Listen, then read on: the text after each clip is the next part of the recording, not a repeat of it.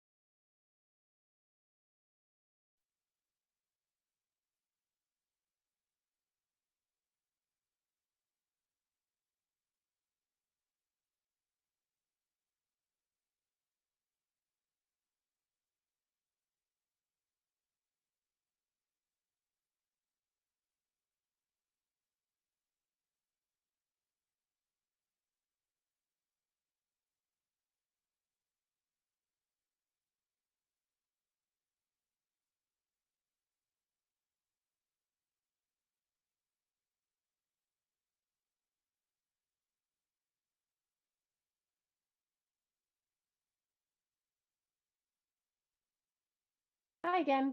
Can you hear me now? Laura, welcome back. Hello. So I've Thank let everyone you. know that we've just concluded our executive session, and when everyone is back in the public session, we'll continue our meeting. Sounds good. Thank you.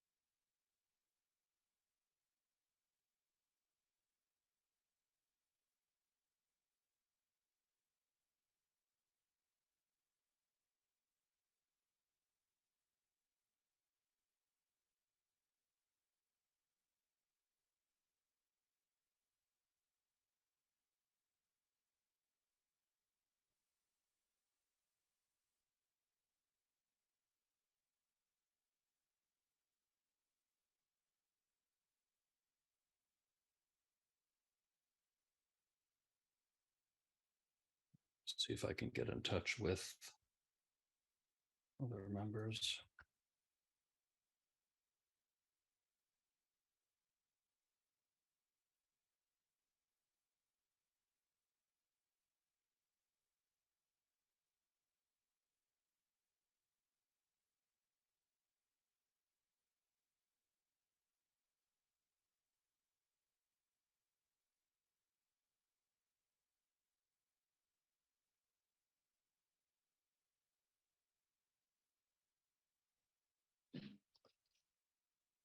I Hello. Hey, Kristen. All right.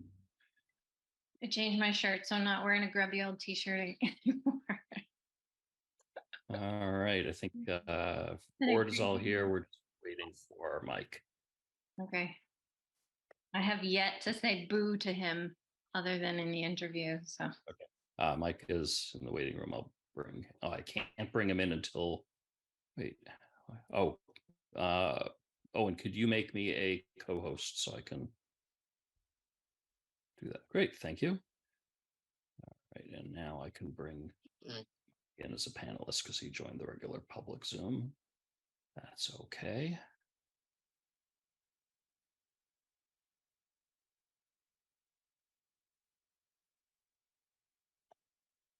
Mm.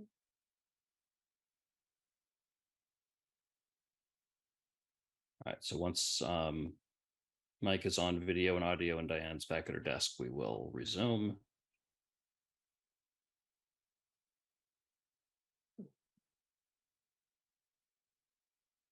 Sorry about that, Mr. Chairman. I was having some technical difficulties here. That's all right. And this is an opportune time for me to introduce you to the general public. Mike, Mike Gallagher is the new interim town administrator, replacing Bob Reed, whose last day was back a couple of weeks ago. So those who follow our meetings know this process, and I will also introduce Diane Wackel in her new role as interim assistant town administrator. Diane, you're no stranger to anyone following Northborough Town Hall, but congratulations on this role, and welcome to being part of these very exciting meetings. Now we're all back from executive session. For those who were waiting, we apologize. As I said, when we opened the meeting initially at 6 o'clock, I did not know how long the executive session would take, and it did, in fact, take a bit longer than 7 o'clock. So we will continue our meeting. I would like to indulge at least a little bit of flexibility and maybe deal with the margaritas Mexican restaurant item first, because I know there are a couple of people waiting for that, and then we'll go back and resume things in order otherwise. Diane or Mike, this is not a public hearing, is that correct? That's correct. Okay, gotcha. So I don't have to open a public hearing to do that, but we have Stephen Peters to come in. I will bring Stephen in. And I will also bring in Lieutenant Griffin. So this item is for Tijuana's Margaritas Mexican Restaurant to consider a change of manager for their all alcoholic beverages restaurant license for premises located at 100,006 Shops Way.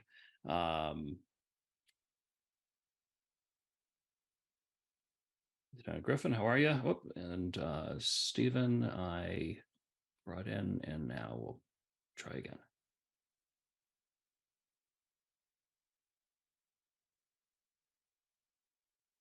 Stephen, if you could turn on your video and unmute.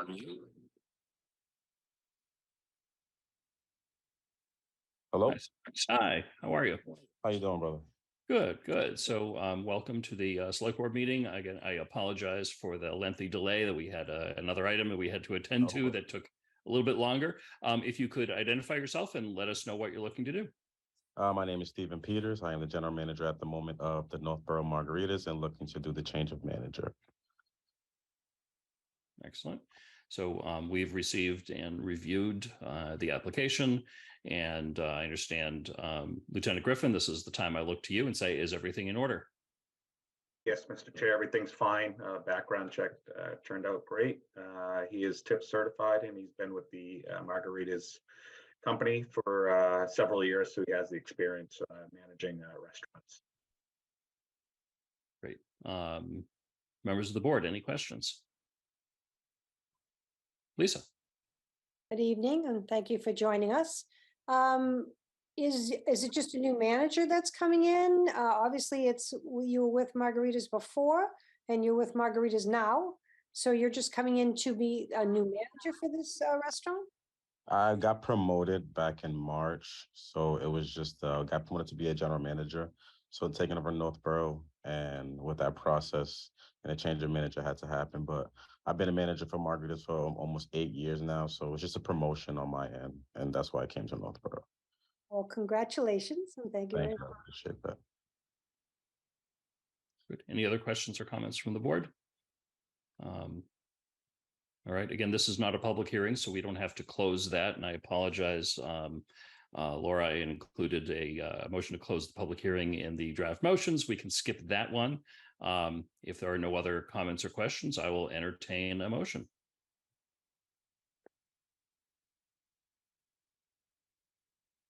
I make a motion. I move the board to vote to approve the application to change the manager as submitted by Margaritas Restaurant Group Northborough Inc. DBA TO1's Margaritas Mexican Restaurant for their all alcoholic beverages restaurant license for premises located at 10,006 Shops Way. Second. Yeah. Sure. Motion's been made by Laura, seconded by Lisa. Was there a comment that I heard? Question? Okay, very good. Assuming no comments or questions, all those in favor. Laura. Aye, and congratulations, Stephen. Thank you very much. Kristen. Hi. Lisa. Aye. And Julianne. Aye. I also vote aye. Vote is unanimous in favor. Congratulations and best success going forward, Stephen. I appreciate that, guys. Thank you guys very much. Very good. Bye. Have a good Bye. day. And thank you always for joining us, Lieutenant Griffin. Talk to you later. Good night, everyone. Bye. Bye-bye.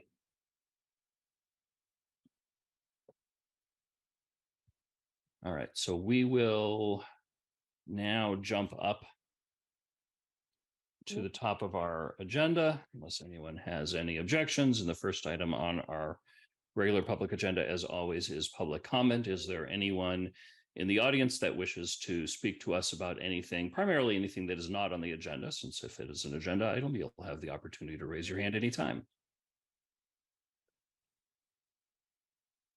Public comment going once, going twice.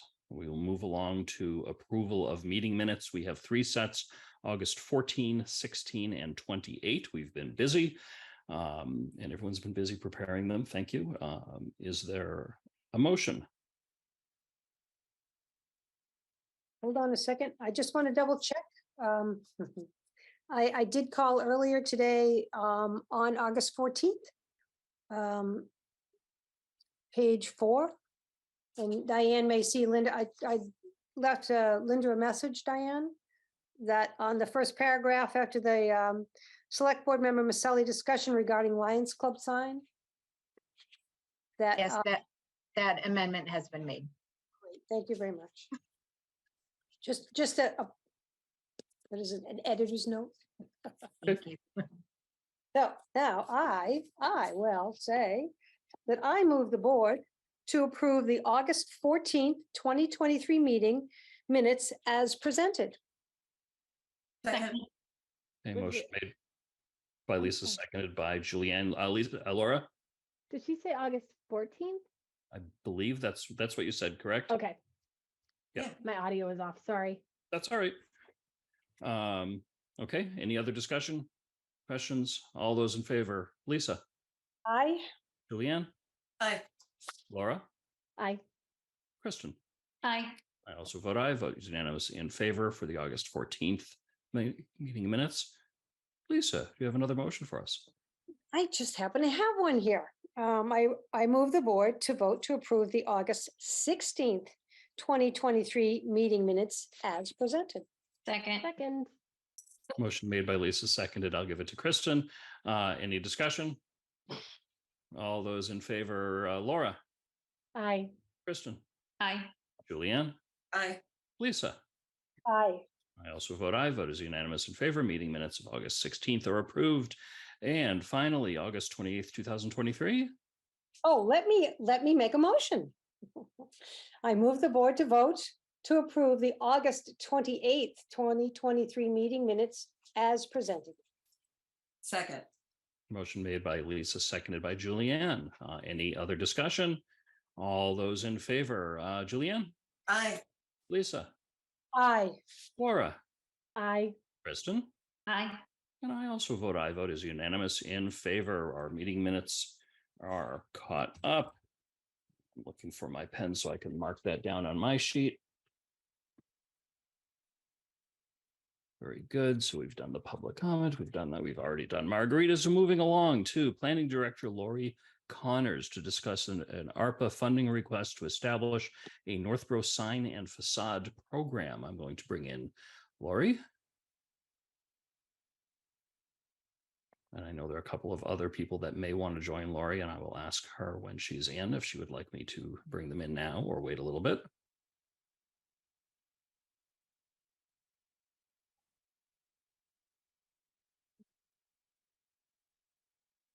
Lori, if you could turn on your camera and microphone. Welcome, Lori Connors, Planning Director. I know that I think there are a couple of other people that that you said might join us. I see both Dario and Frederico. Would you like me to bring them in proactively or wait until a little bit later? It's up to you. If you could bring them in, and if you could also bring in Rick Leaf. I'd be delighted. In the waiting room as well. Dario, you're on your way. Bob and Rick Leaf. Oops. And I do have a PowerPoint presentation, so if you would be so kind, I would love to share my screen. Yeah, let me see if I need to. I don't see that I have to give you any permissions for that. Oh, looks like you already have started. Excellent. Yes, so now let me start my slideshow. And we should be good to go. So good evening. I'm excited to discuss the proposed sign and facade improvement program with you. So as you know, my name is Laurie Connors and I'm the planning director.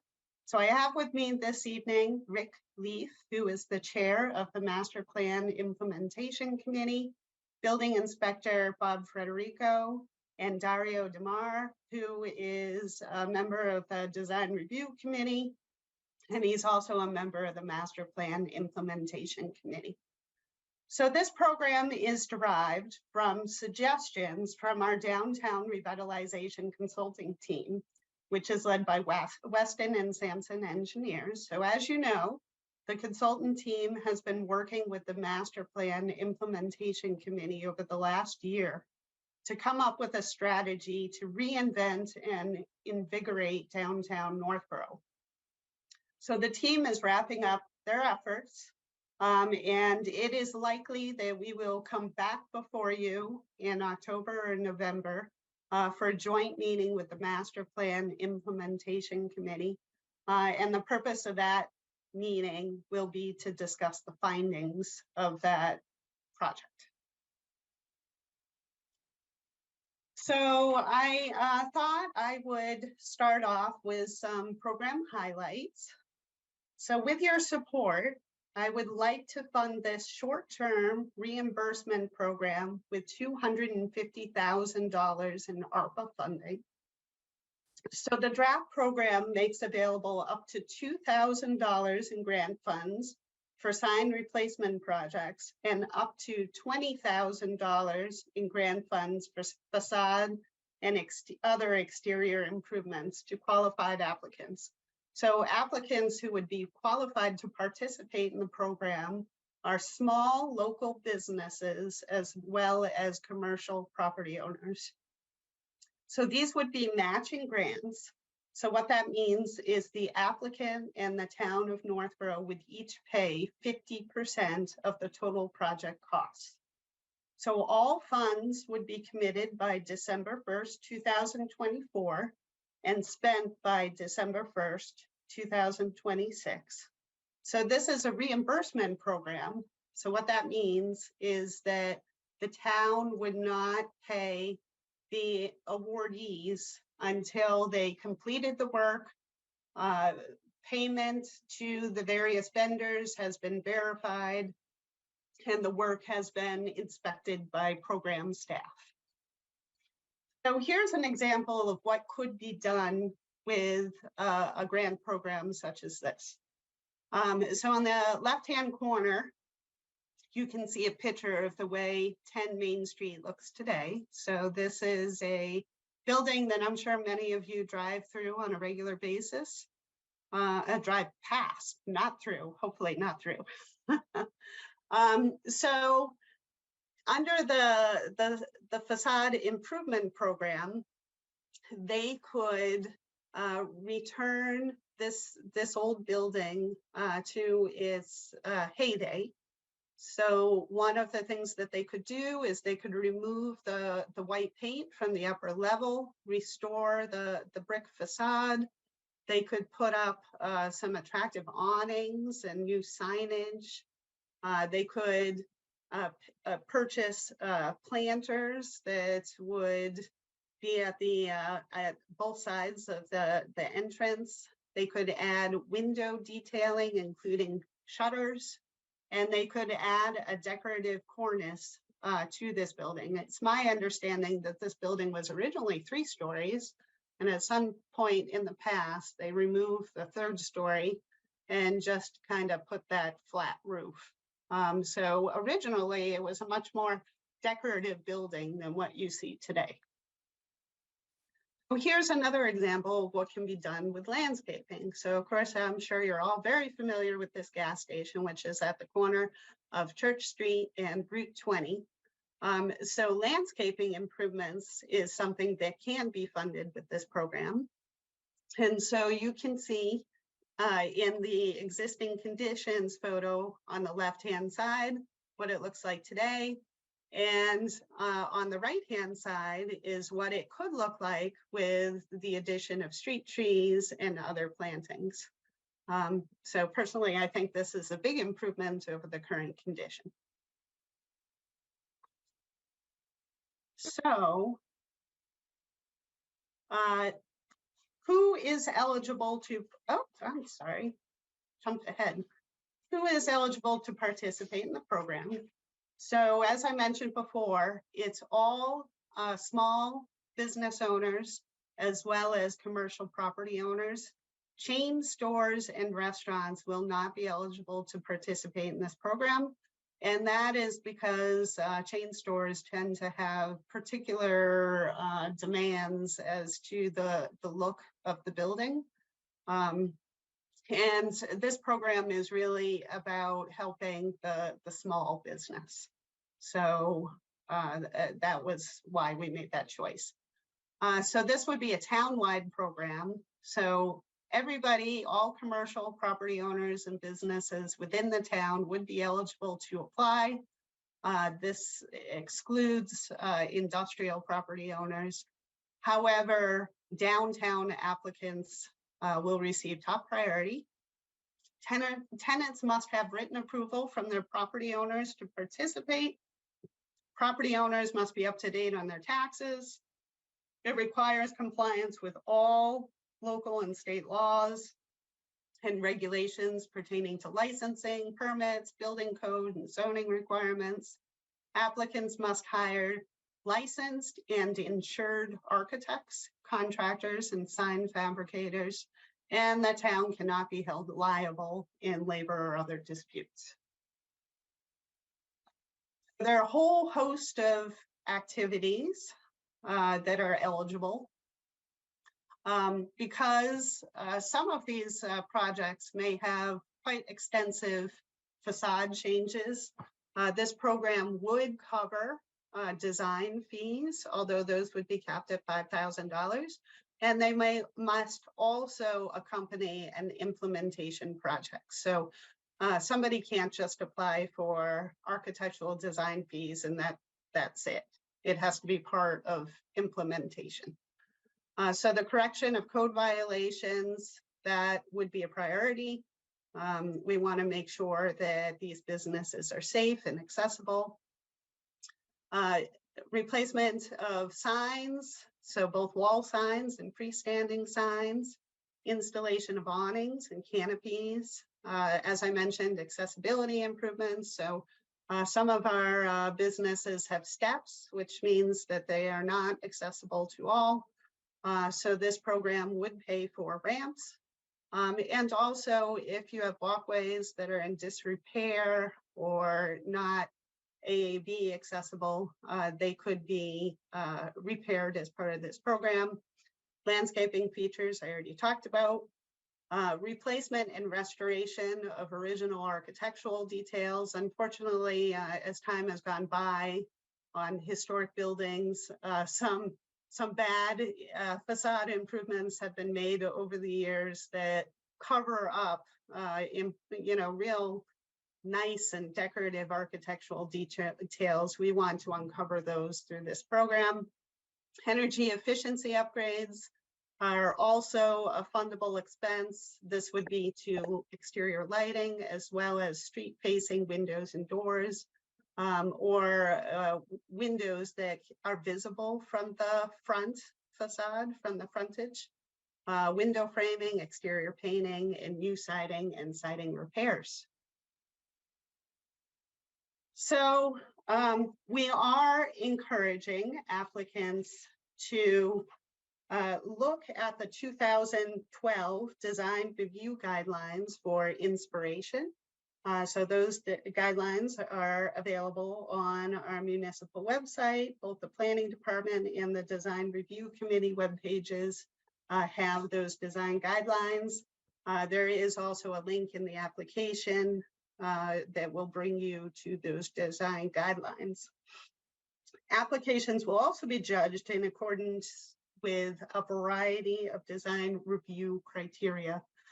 So of course, what we're trying to do is improve the appearance of both these businesses, commercial properties, as well as the town as a whole. So here are some of the goals and objectives that we're really trying to meet with this program. So projects that tick off the maximum number of boxes here will receive top billing. So some additional highlights. Applications would be accepted on a rolling basis with a final deadline of November 1st, 2024. Decisions would also be made on a rolling basis within 30 days of receipt of a complete application. So the final deadline for rendering decisions on complete applications would be December 1st, 2024. That way, if there are any unallocated funds, they can be spent elsewhere in time for the ARPA commitment deadline of December 31st, 2024.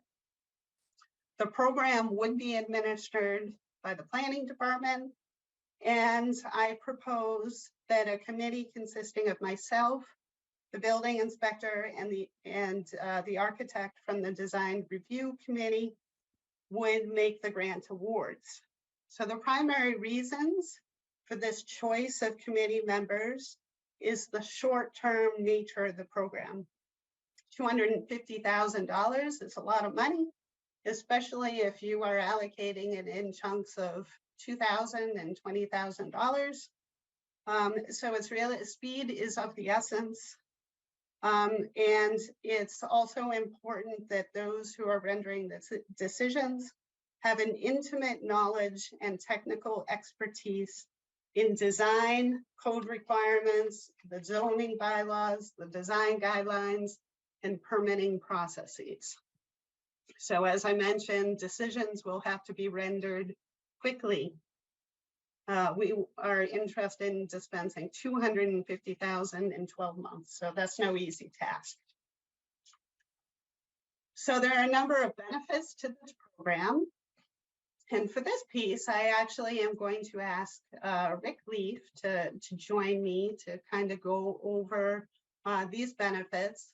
The creation of this program has been something that was recommended by Weston and Sampson, technical team, consulting team, as part of the downtown revitalization. So I know he's interested in speaking on this a little bit further. So Rick?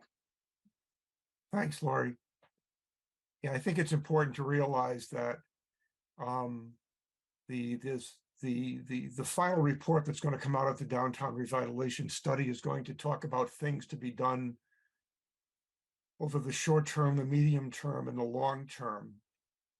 And in talking about the short term things that could be done before any major redevelopment was done in the downtown area, there were things that came up that could be done to make the existing downtown more attractive, to try and start to show that things are happening and encourage people to consider spending more time in the downtown, and to sort of get the program started before, like I said, any major redevelopment construction could happen. When we held the public meetings discussing the status of the strategy with the consultants, at every meeting that came out, we got feedback from the residents who attended to say that we should be looking at either low-hanging fruit or things we can do quickly to start to make a difference in the downtown. And that informed some of the discussion we had with the consultants as to what could happen in the short term. And things that Lori is talking about tonight are going to be referenced in the final report, but don't really need the report to be completed or approved to make some of these things happen. So I said to her that I thought this was a very good program and fit very nicely into what's going to be presented in the longer term revitalization program for the town. Certainly trying to start to engage small business owners in the town in the program is beneficial. It also starts to get some momentum going for the program. It starts to build a working relationship they're going to have with business owners and and property owners going forward in the program. So although this is just one of a number of things that needs to be done over a longer period of time, this would certainly help to get the downtown revitalization launched, and it would certainly help to improve the appearance of what our downtown looks like, which is an important factor in the overall revitalization program.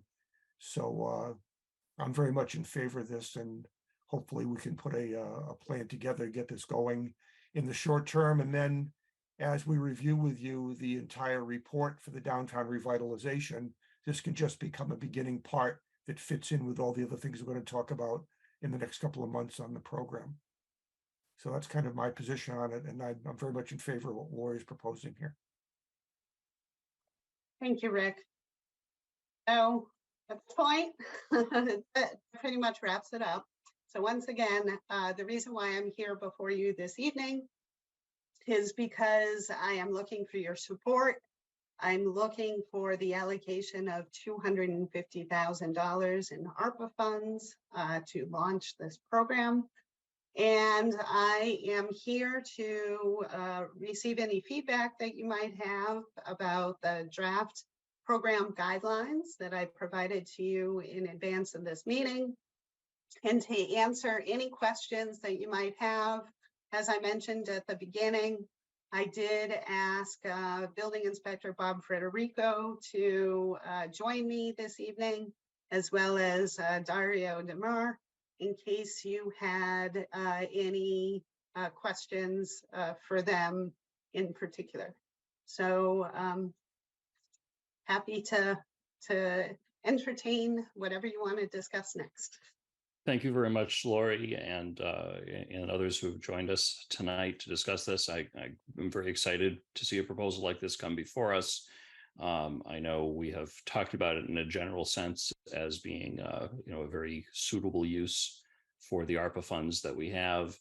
I appreciate some changes that you made during the process regarding the dates to make sure that that any unexpended funds from this could still be used for other purposes. I only have one quick question before I open it up to members of the board. You mentioned that it would be open to all businesses in the town with a priority for downtown. How would that happen on an administrative basis? I'm just trying to think of if somebody from the far reaches of town submits something tomorrow. How would you make sure that the money was available for anybody that that submitted something next October? Well, I am interested in getting your feedback on this. There are a couple of different ways we could approach it. So as I mentioned, the applications would be submitted on a rolling basis, and they would also be decided on a rolling basis. So a couple of ways we can approach it is if we end up having a stack of applications at the same time, we put all of the downtown applications at the top of the stack, and then we review the other applications after the downtown applications have been fully vetted and funds have been awarded. So that's one way we could do it. And then another way we could do it is that we could specifically allocate a certain amount of the money. So I have requested $250,000. So say we could allocate $150,000 to downtown businesses with the balance going to everybody else. The risk in that is that we may not get enough downtown applications to finance $150,000 worth of projects. So we may end up scrambling at the end trying to give away this money. So that's one of the negatives to that approach. But it would be easier, of course, if the applications just trickle in. So say we receive, one application in the month of January, and then we receive, 5 in the month of February. With the 30-day timeline, it would be much easier to have a formula for how we're allocating the money. But I'd be curious to hear your thoughts. Sure. I mean, I have no particular suggestions.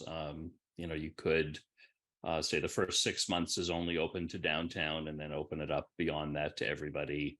There are probably 10 other ways we could come up with doing it, but it was just a thought when you mentioned the priority for downtown, how would that be administered?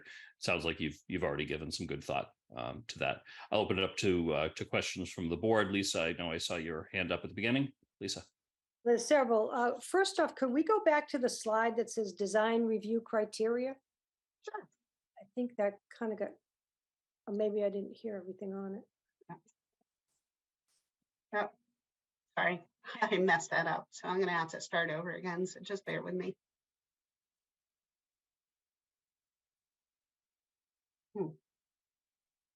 Okay.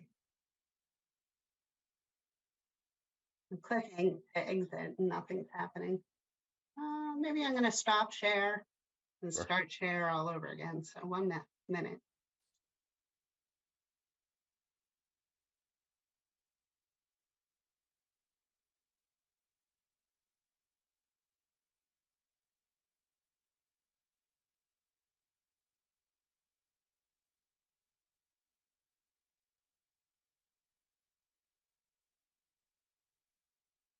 There you go. Okay. So when I look at this, we have improved aesthetic of the building and enhance the appearance of the neighborhood, provide the highest impact and cost benefit. I have increased compliance with AAB standards. I'm assuming that's obviously handicapped accessibility. Correct. Correct code violations. Improve energy efficiency, compatible with character architecture of the subject building and abutting materials. I think you did say restore the details of historically contributing or significant building, replace non-conforming signage, add visually appealing lighting that illuminates signage, storefront windows, and recessed areas, and then within the proximity of other signing facade program awardees. So this slide alone brings into question several things that I'm wondering about. That to increase compliance with these standards, correct code violations, and replace non-conforming signage would seem to me that we're paying for somebody to correct the code violations instead of making sure they did them on their own. Is that right? Yeah. So this is a matching program. So like I said, they would have to pony up 50% of the total project costs. The town would pony up the balance. So a lot of the reason why there are issues with the facade and signage is because, small businesses are burdened with a lot of expenses and they may not be able to afford on their own to do everything that we would like them to do. So they would be required to demonstrate their commitment to the longevity of the business, as well as the maintenance of their building by putting in their own money. And so like if, for example, they wanted to install a $2,000 sign, then they would pay $1,000 of that. And then the town would pay $1,000 for a total project cost of $2,000.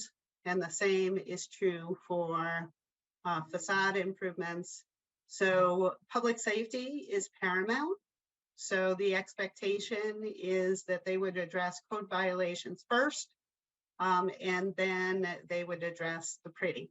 So top priority is public safety and accessibility, and then the pretty comes after that. Okay, but I still come back to the fact that we're giving them help to correct things that should not be in violation as it is. So I have a little concern about that. The helping improve energy efficiency. Yeah, Dario has his hand up. Dario, I apologize. You're in a very wide angle camera and small on my screen, so I didn't see. Yeah, I can't make it small. I don't know how to do, but to address Lisa's concern, we're doing a big project, several $1 million in Brookline on this. what we're really addressing is not the fact that none of these people have to do anything because they're all pre-existing non-conforming conditions. So nobody's violating any rules right now that I know of that was built not in compliance with current codes. But if there's a building that's been there for 50 years and there's no handicap ramp, they're not obligated to put in a ramp at any point in time. But if they say, boy, we'd love to have a ramp, it's very expensive. Can you help?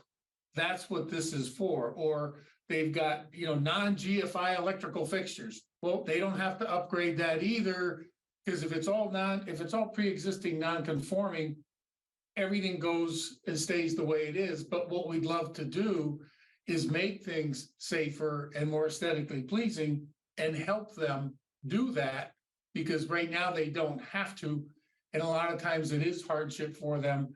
And if we can pitch in, it gets safer and it gets better looking. But if anybody violated a code day one, well, then Bob would be out there saying, hey, fix it, you violated the code. But these are all, there's so many buildings that were built before these codes were, in place. And that's what we're really trying to do, is to help people get these things more compliant and nicer looking, because they do not have to by any code or regulation that exists today. So it's just a way for the town to pitch in to make things, and I'll just put in quotes, better in all cases, whatever those situations may be. So that's really what it's about. It's not like there was one building, I forget where it is on Main Street, that they didn't build it according to the code.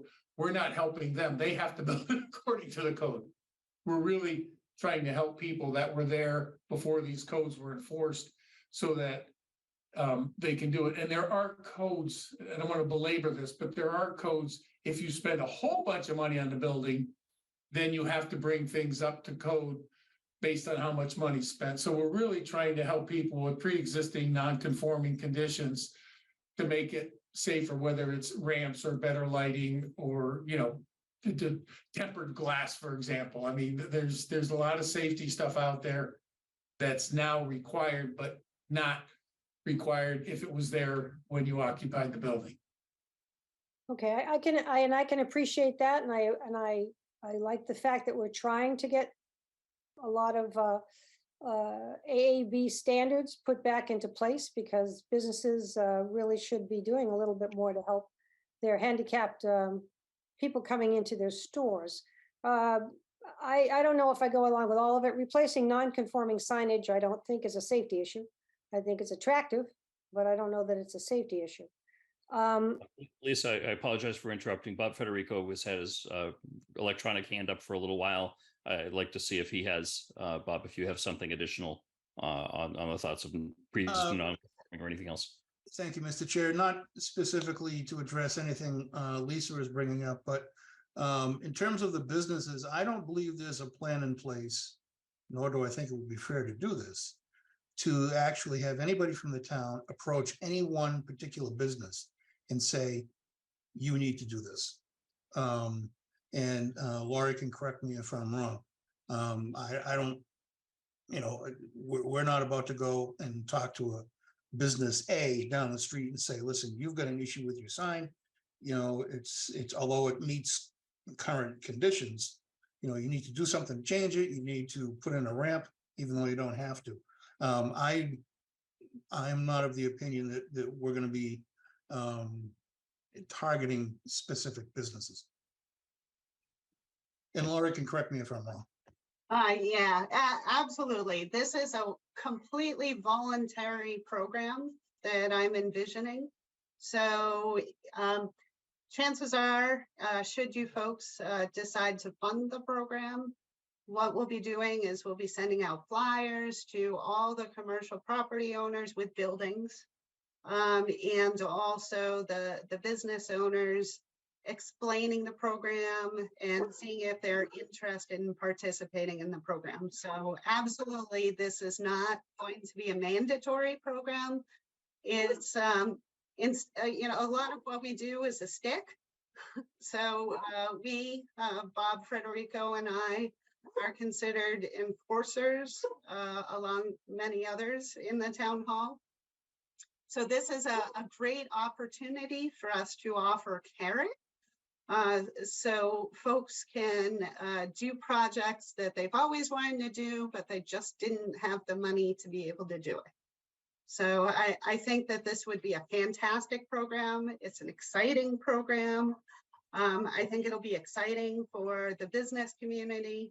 And it'll also be exciting for those of us involved, certainly you folks, to be able to support a program that really will help out so many businesses.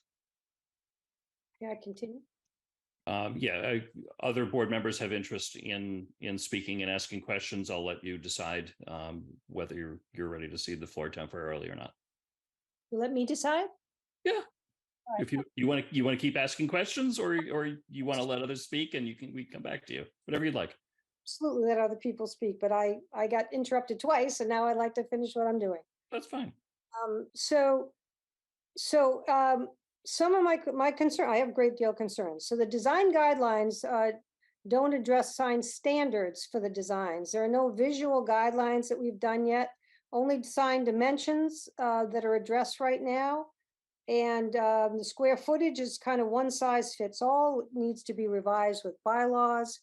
The awnings and canopies need to be given standards as well and revised in the bylaw, because in one area we have them, in another area they're not allowed.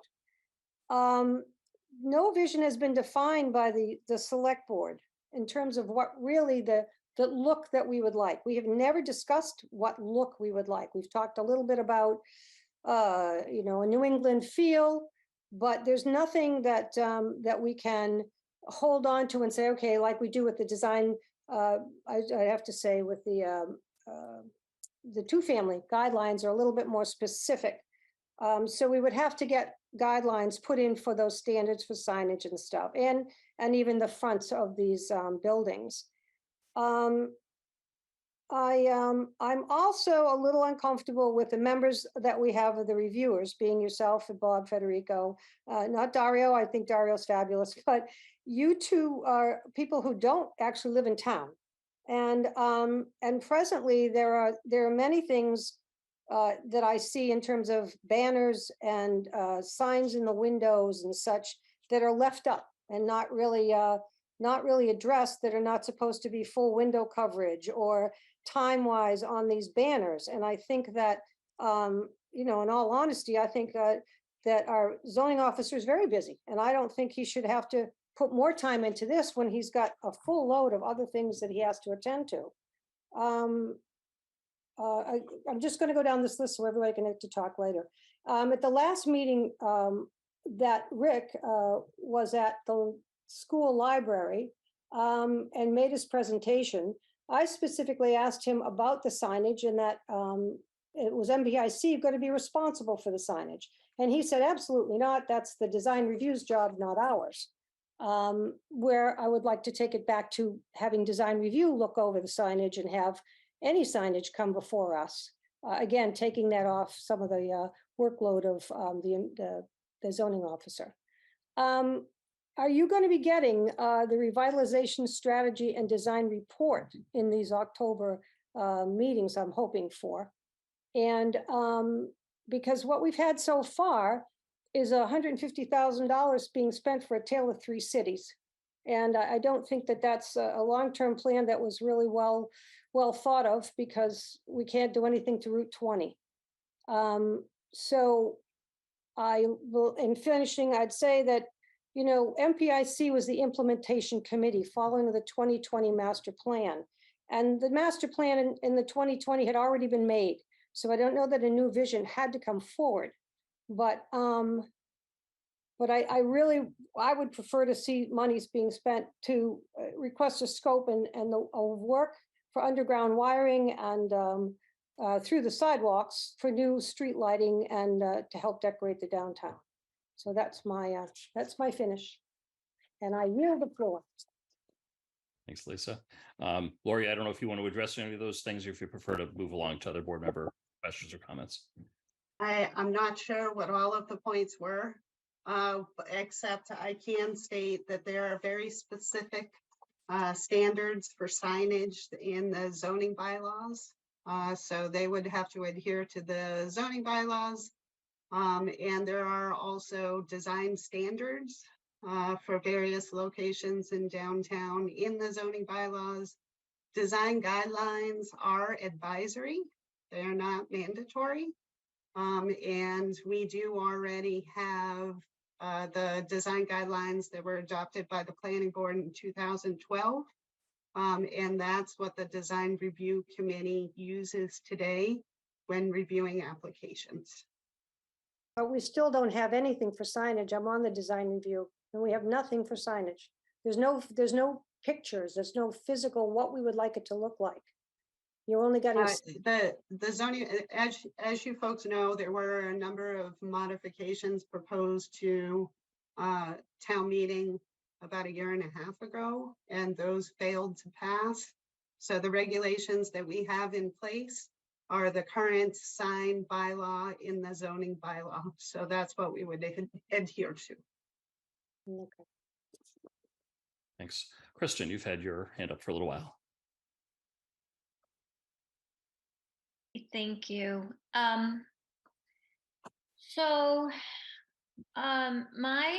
My comments are sort of a little bit more general. I do feel like this is a good first start of implementing for the MPIC, and the I stands for implementation. I feel like it's a good first step in that. And I looked at the spreadsheet from Jason Little, and I feel like we have enough money in the bank that it's a good investment. And I also keep going back to the initial conversation we had about what we're doing with the ARPA money and how it's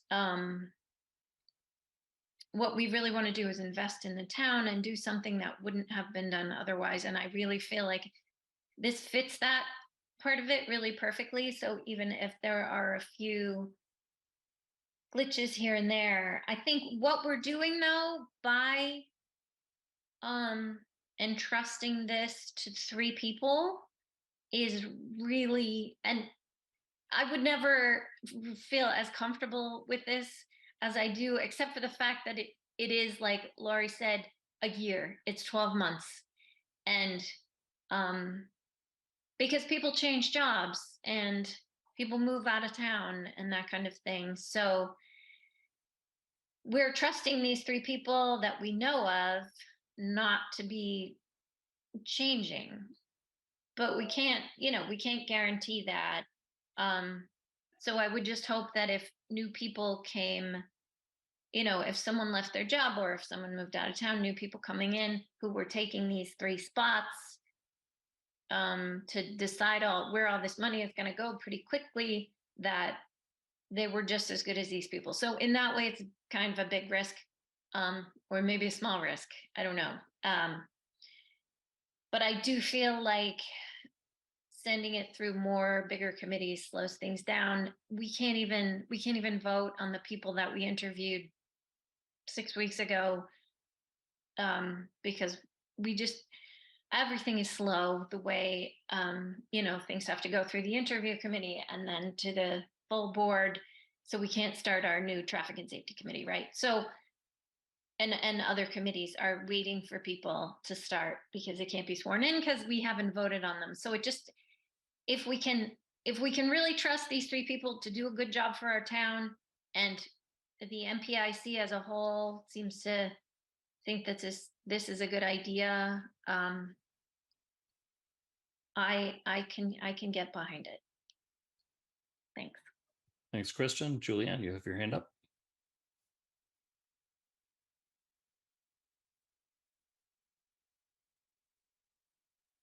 Yes, sorry. Okay, so yeah, I do have a couple of questions. I have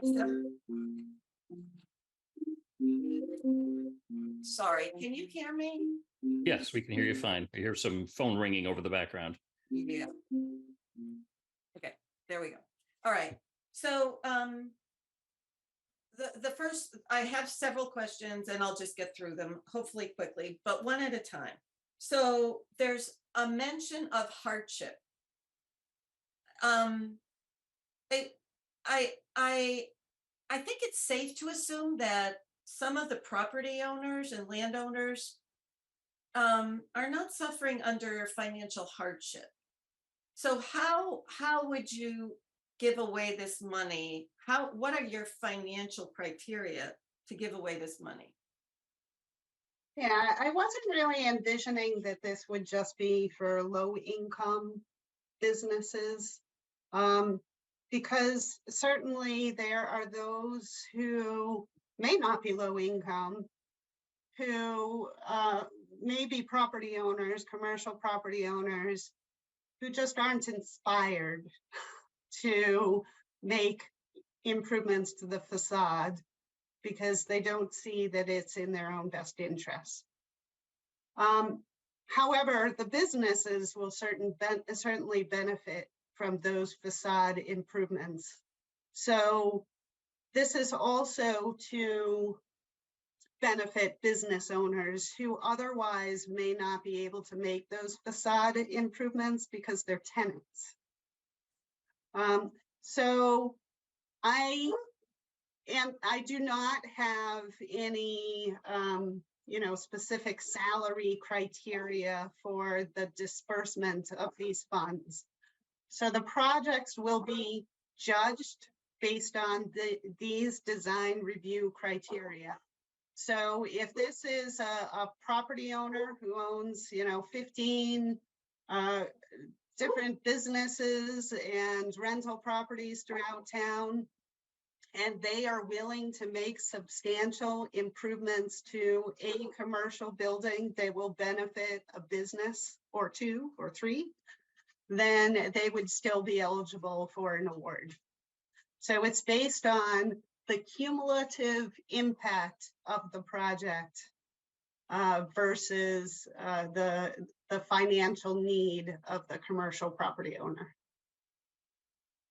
So that's a problem for me. Just so I can get that out there. Okay, the next question is, you did mention that about 1.5 years ago at town meeting, we discussed I would say the need for, or the possibility of updating our sign bylaws. And I think my memory serves me correctly that was voted down because the argument was made that MPIC, as we move forward with the master plan, would do that as one big project. It wasn't that people, I don't think, I mean, some of the arguments I heard, it wasn't that people didn't like the idea of revising the signage bylaws. It was that they thought it should be incorporated into the whole master plan. And is planning board planning on bringing up sign bylaws again, or? Yes. Okay. Yes, so, I understand that they in fact, we have it on our design review committee agenda for this Thursday. So, and we have been discussing it at planning board meetings, submitting revisions to the sign bylaw. But unfortunately, April town meeting is far too late. These funds have to be committed by December 1st, 2024. So if we don't receive the funding now, then it will be too late to go forward with this program using ARPA funds. So I won't have a source of funding for the program. But my second concern then is that we're using potentially old bylaws for your decision about whether these sign projects would be acceptable. So I'll just go on record by saying that. The landscaping projects.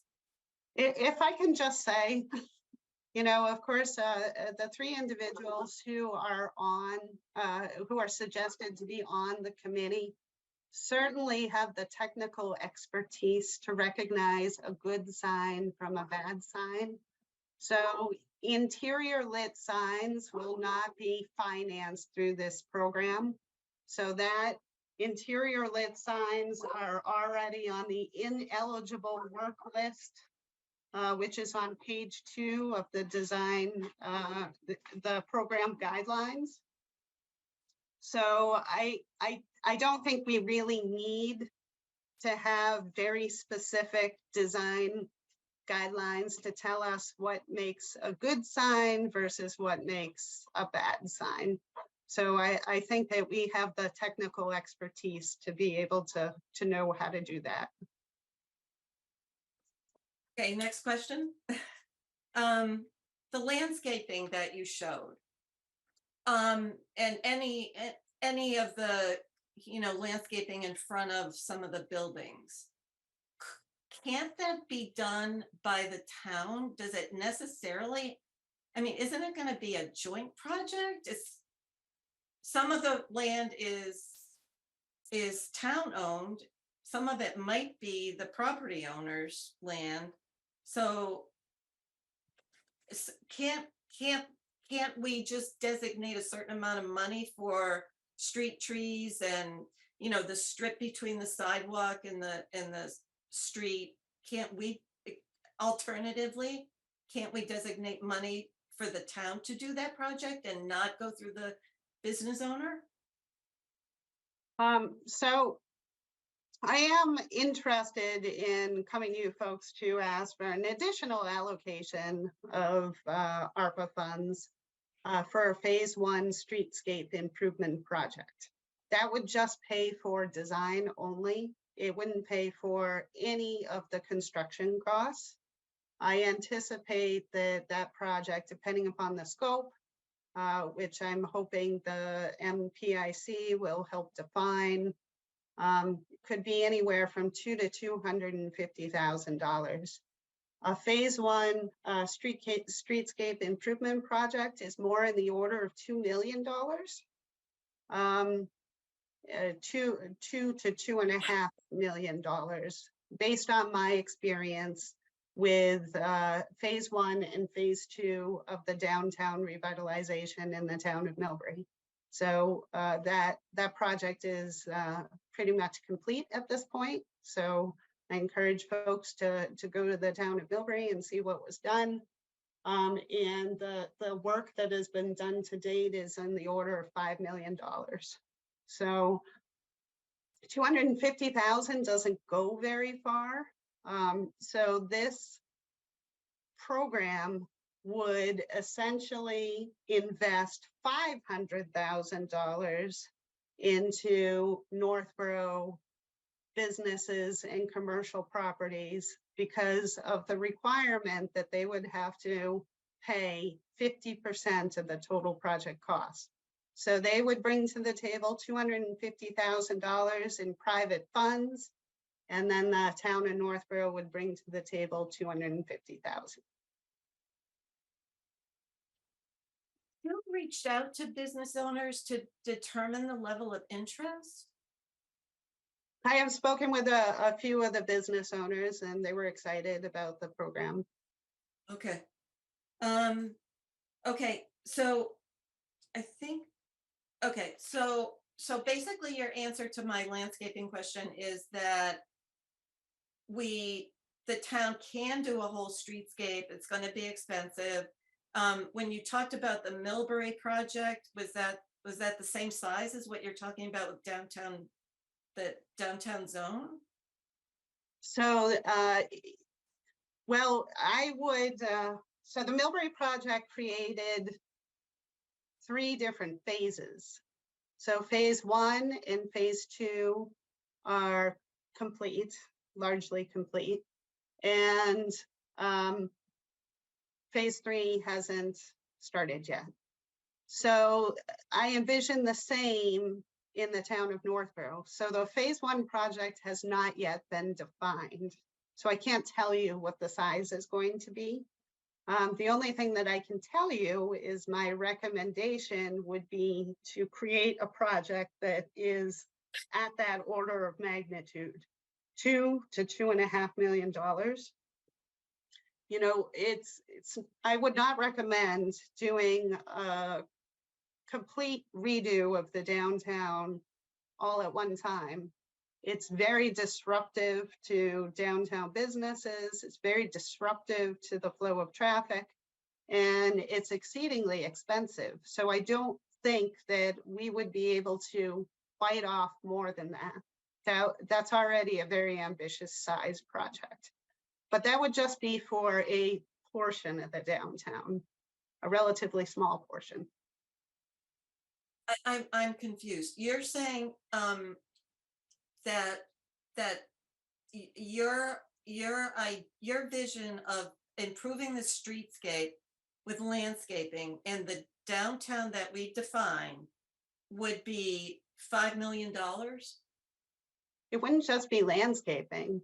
It would cover a whole array of improvements. So it would be lighting, it would be crosswalks, sidewalks, streetscape furniture, landscaping. It could be utility improvements. There may be the need to replace water main and sewer main. So a streetscape project has many different tasks incorporated within it, because you don't want to dig up the sidewalks without repairing what's under the sidewalks. And the same is true for the roadway. You don't want to dig up the roadway without repairing what's under the roadway. So a phase 1 project may be Blake Street and, you know, a small portion of Hudson Street, and that could be it. And then, you know, that would happen. And then 3 years down the line, it may be South Street and Gale Street. And then 3 years down the line, it's another section of downtown. So it would just be biting off pieces. So if we can have the private sector help us with this effort, and the landscaping is just a small part.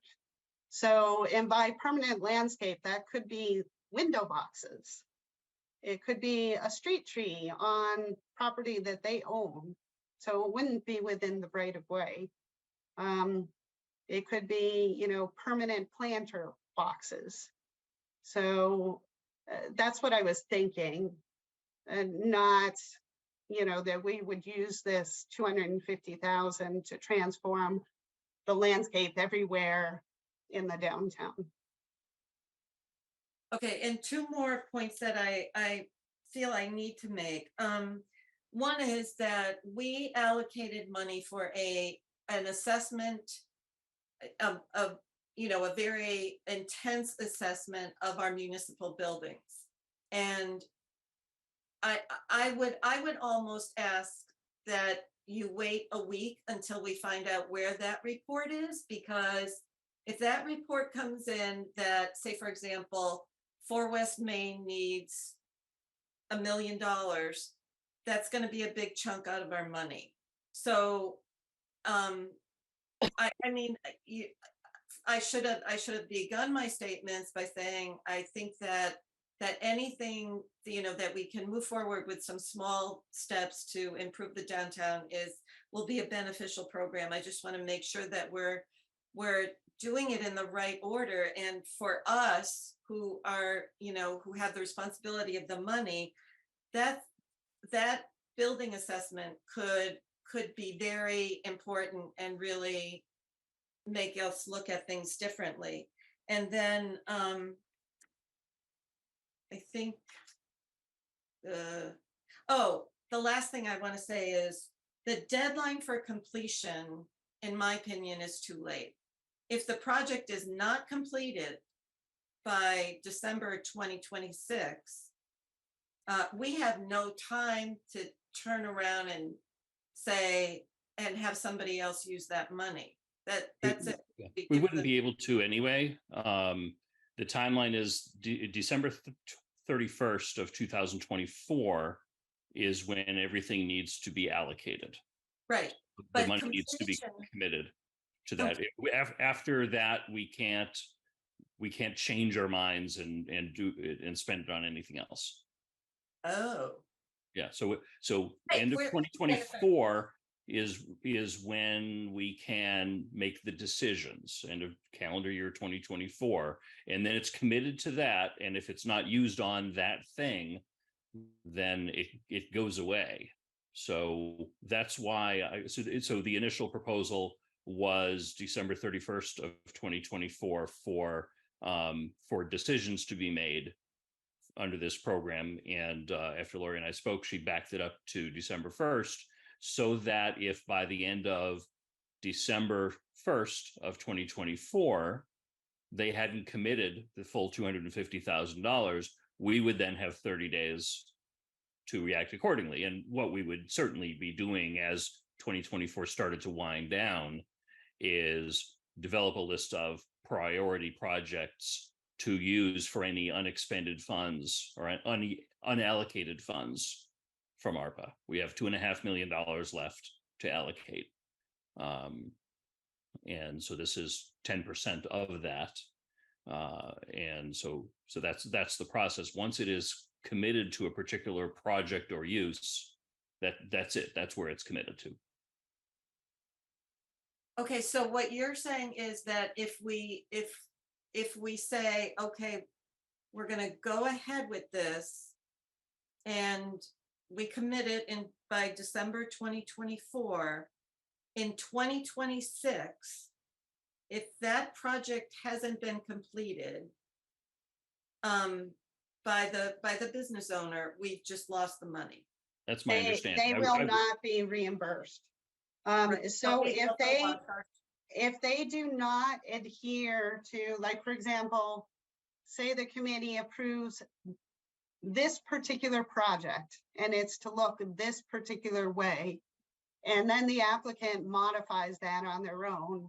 And so instead of it looking like X, it looks like Y, then they don't necessarily get the reimbursement. So that is the point of having it be a reimbursement program. So they have to complete the project. It has to be in compliance with the way the project was initially approved. It has to be completed by an absolute drop deadline of December 1st, 2026. And if it doesn't, they have to pay their vendors. So they have to provide proof, like canceled checks or credit card statements. So they have to provide proof that they paid their vendors before the town of Northborough will cut them a check for the town share. So that is our safety mechanism to ensure that the project goes off the way we anticipate that it will be. So you've set some things in place so that that the businesses will get the project done the way you want the project done. But in the event that they don't, we've lost our share of the ARPA money, correct? No. So if they don't complete the project, then they don't get their check. So the money stays, but we the don't. money stays in the town of Northborough. Does it stay? No, it doesn't stay in the town of Northborough, because if we haven't used that money by 2026, it goes away, doesn't it? So the way the program was written is signed projects would have to be completed within 6 months of award, and facade projects would have to be completed within 18 months of award. So there's a 2-year gap between December 1st, 2024 and December 1st, 2026. So we should know in plenty of time if there's going to be an issue. And then, the possibility exists that if we find that there are 2 folks who are non-compliant, then, and we know that somebody is doing a project that is above and beyond what the town could afford to pay 50% of, then we could reallocate those funds in another manner. So there's a minimum of a 6-month period of time between December 1st, 2026. Well, actually, I guess it'd be 5 months. It'd be 5 months because the deadline for award is December 1st, 2024, and then they have 18 months from that date to complete the project. But I understood Mitch to say that if you say business ABCD gets the money in December of 2024, once you've committed that, there's no going, once it's committed, it has to be done, and if it's not done, we lose the money. Well, you know, that's a good point, which of course I hadn't anticipated when I designed the program. So I'm going to have to think about that a little bit more about, you know, worst case scenario where, you know, somebody just doesn't proceed with the project. I imagine that the money would be available to us to allocate to somebody else. So it still would be available in the program. So I could just include some narrative in the guidance for, you know, what would happen in the event that they just don't proceed. So I could put in a line saying that it'll be allocated elsewhere. I think that's a good question for Jason Little. That's somewhat independent of Lori's proposal. Is, you know, if we say, all right, $250,000 is allocated to the signs and facade program, is that enough to say 250 has been allocated, or does it have to be allocated to a very, very, very specific project within the signs and facades program? Within that, for that to sort of be the allocation with the 2024 and 2026 deadline. Mike, I'll put you on the spot to see if you happen to know the answer to that, but that's an in the weeds financial question. Yeah, Mr. Chairman, through you, I don't, but it's my understanding that we also have a deadline on when we actually expend all of the funds. So there's the allocation of the funds and there's the actual expenditure of the funds. There are two different dates. Offhand, I don't remember what those are, but I can certainly check with Jason tomorrow and have a discussion with him. Yeah, I mean, I know those dates are December 31st of 2024 and December 31st of 2026 for allocation and expense, but I don't know how, in the weeds with the allocation, what does precisely that mean? Is it to a program or is it to a particular vendor invoice? Mr. Chairman, through you, I believe it's to a program. Okay. Not to a vendor invoice, but the vendor invoices have to be expended by the 2026 date.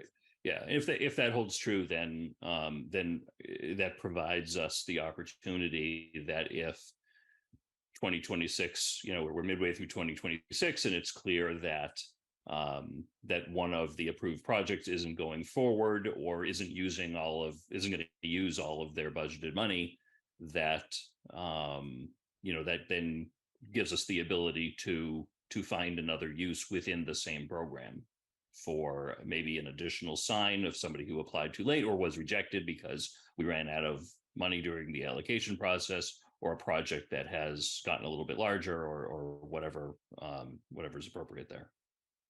So wouldn't it be best to have completion done by September 2026 or August 2026, so you have that buffer? I mean, to turn around and say to you know, to business X, hey, we've got this money, they would have to quickly use it. And I don't know that you can turn it around and turn projects around, and you certainly can't turn them around in a day, but Lori, would you be amenable to bringing the completion deadline back by 30 or 60 days, the 2026 date? Sure. I mean, I would hesitate to bring it. I'd be fine with bringing it to November 1st, but if we do end up having extra funds, it would be really hard to have those spent with such a short window. So November 1st would give you folks 2 months to find another use.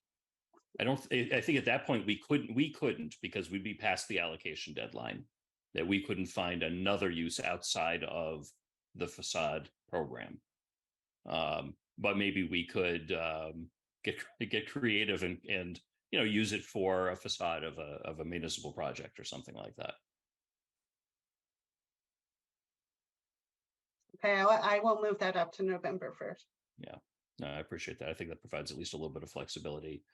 Julianne, I appreciate that concern, but we have a calendar that we have to work within. Unfortunately, this is.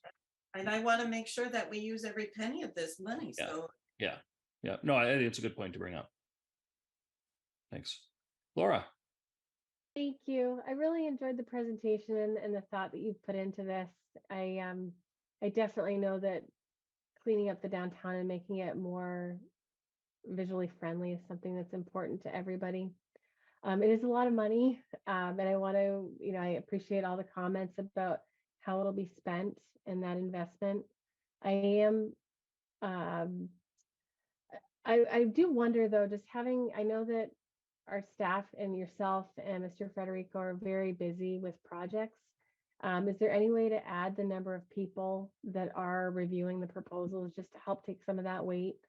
I mean, these proposals are going to have a lot of details and a lot to review. Is there a way to add more people? And I don't know if that. I worry that adding more people would slow it down.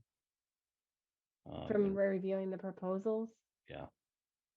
Yes, I've been working with committees for a very, very long time. And the bigger the committee, the harder it is to get things done and the slower it is to accomplish pretty much anything. So less is more. And of course, 2 of us are staff, full-time staff.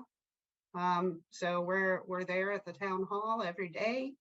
And it's very easy for us to meet on a dime. And of course, I have spoken with Dario about his availability, and he was confident that he had the time to contribute to this program. And is Mr. Federico going to have the bandwidth to help with that? Because I know that there have been, there's been a lot of other impacts for him. Is he going to be able to accommodate this? Well, I through you, Mr. Chair, like Laurie said, yes, I am very busy. It's a program that, although I don't live in town, I do work here. I'm not planning on going anywhere anytime soon. And I do care about what goes on in town. My opinion is this is a pretty darn good idea to give some of the business an opportunity, to do something they may not be able to do, and also expresses from the town to the business owners that we are a business-friendly community, okay? In terms of timing and having time availability, Laurie's absolutely right. We contact each other constantly on different projects, and we can turn on a dime. If an application comes in, there's a potential we can meet that afternoon, okay? Or if a couple come in, we can set a block of time in the morning or the afternoon. And, some of the projects that I can foresee coming in aren't going to take a whole lot of discussion and a whole lot of time to work through what the applicant would like to do. Because even if they go to do some of this work, they're going to have to come to me anyway for a permit. So, sorry. And sometimes, before I issue a permit, I've got to deal with these people 2, 3, and 4 times before, what they're proposing is actually going to meet building code and zoning code. So that situation and that conversation is going to happen anyway. So, whatever added burden, if you want to call it, is something that I feel fairly comfortable that I can deal with. I guess that when you do talk about permitting, I've heard some feedback, that there are I don't know what the average permit timeline is, but there have been some longer and extended permit processes for whatever reason for people in town. We have 30 days to issue a permit from the time of a complete application. Okay, some people complain that it takes 5, 6, 7 weeks to get a permit because it takes them over 5 weeks of their own time to get us the information that's required. Okay, our clock starts when the application is 100% complete, which means the drawings are accurate, the documents are complete, the fees, the correct fees have been paid, and all the other Ts have been crossed and Is dotted. Okay, so having said that, we are right at about 30 days. Okay, we have people that call us if they have a like a leaky roof or some sort of family emergency and they need to have the permit done quicker. We can expedite it, but we typically take them on an as we receive them basis. Okay, so we're not turning things around in a week, but I would say that for the most part, we're probably within the 3 to 4 week category. Okay. And then I mean, Julianne did bring up another good point about the cost for the building assessment for West Main. Is that going to be coming up soon? Not the assessment, I forgot the word that I'm looking Municipal for. buildings. Thank you for those improvements. Is that coming out in a week? So we'll have an idea of what that expense is going to look like? I don't know if anybody here knows. Oh, no problem. Yeah, I haven't heard about that in a little while. Okay. Mitch, Sure. I don't know if it's connected, but we have a town hall feasibility study committee meeting Thursday. Okay. I don't know if Just- we'll have it for that. Right. Yeah, probably. I think it's related, but not the same. Not the same project. This is one of the things that we started back a few months ago, where an outside consultant was going to help the DPW go through and analyze the condition and do all the inventory of all the products and everything else. And I, off the top of my head, I don't remember what the deadline for that was. I said I haven't heard about that in any discussion for next week's meeting. So my anticipation is it's not anything that we'll have for the meeting on the 18th. Got it.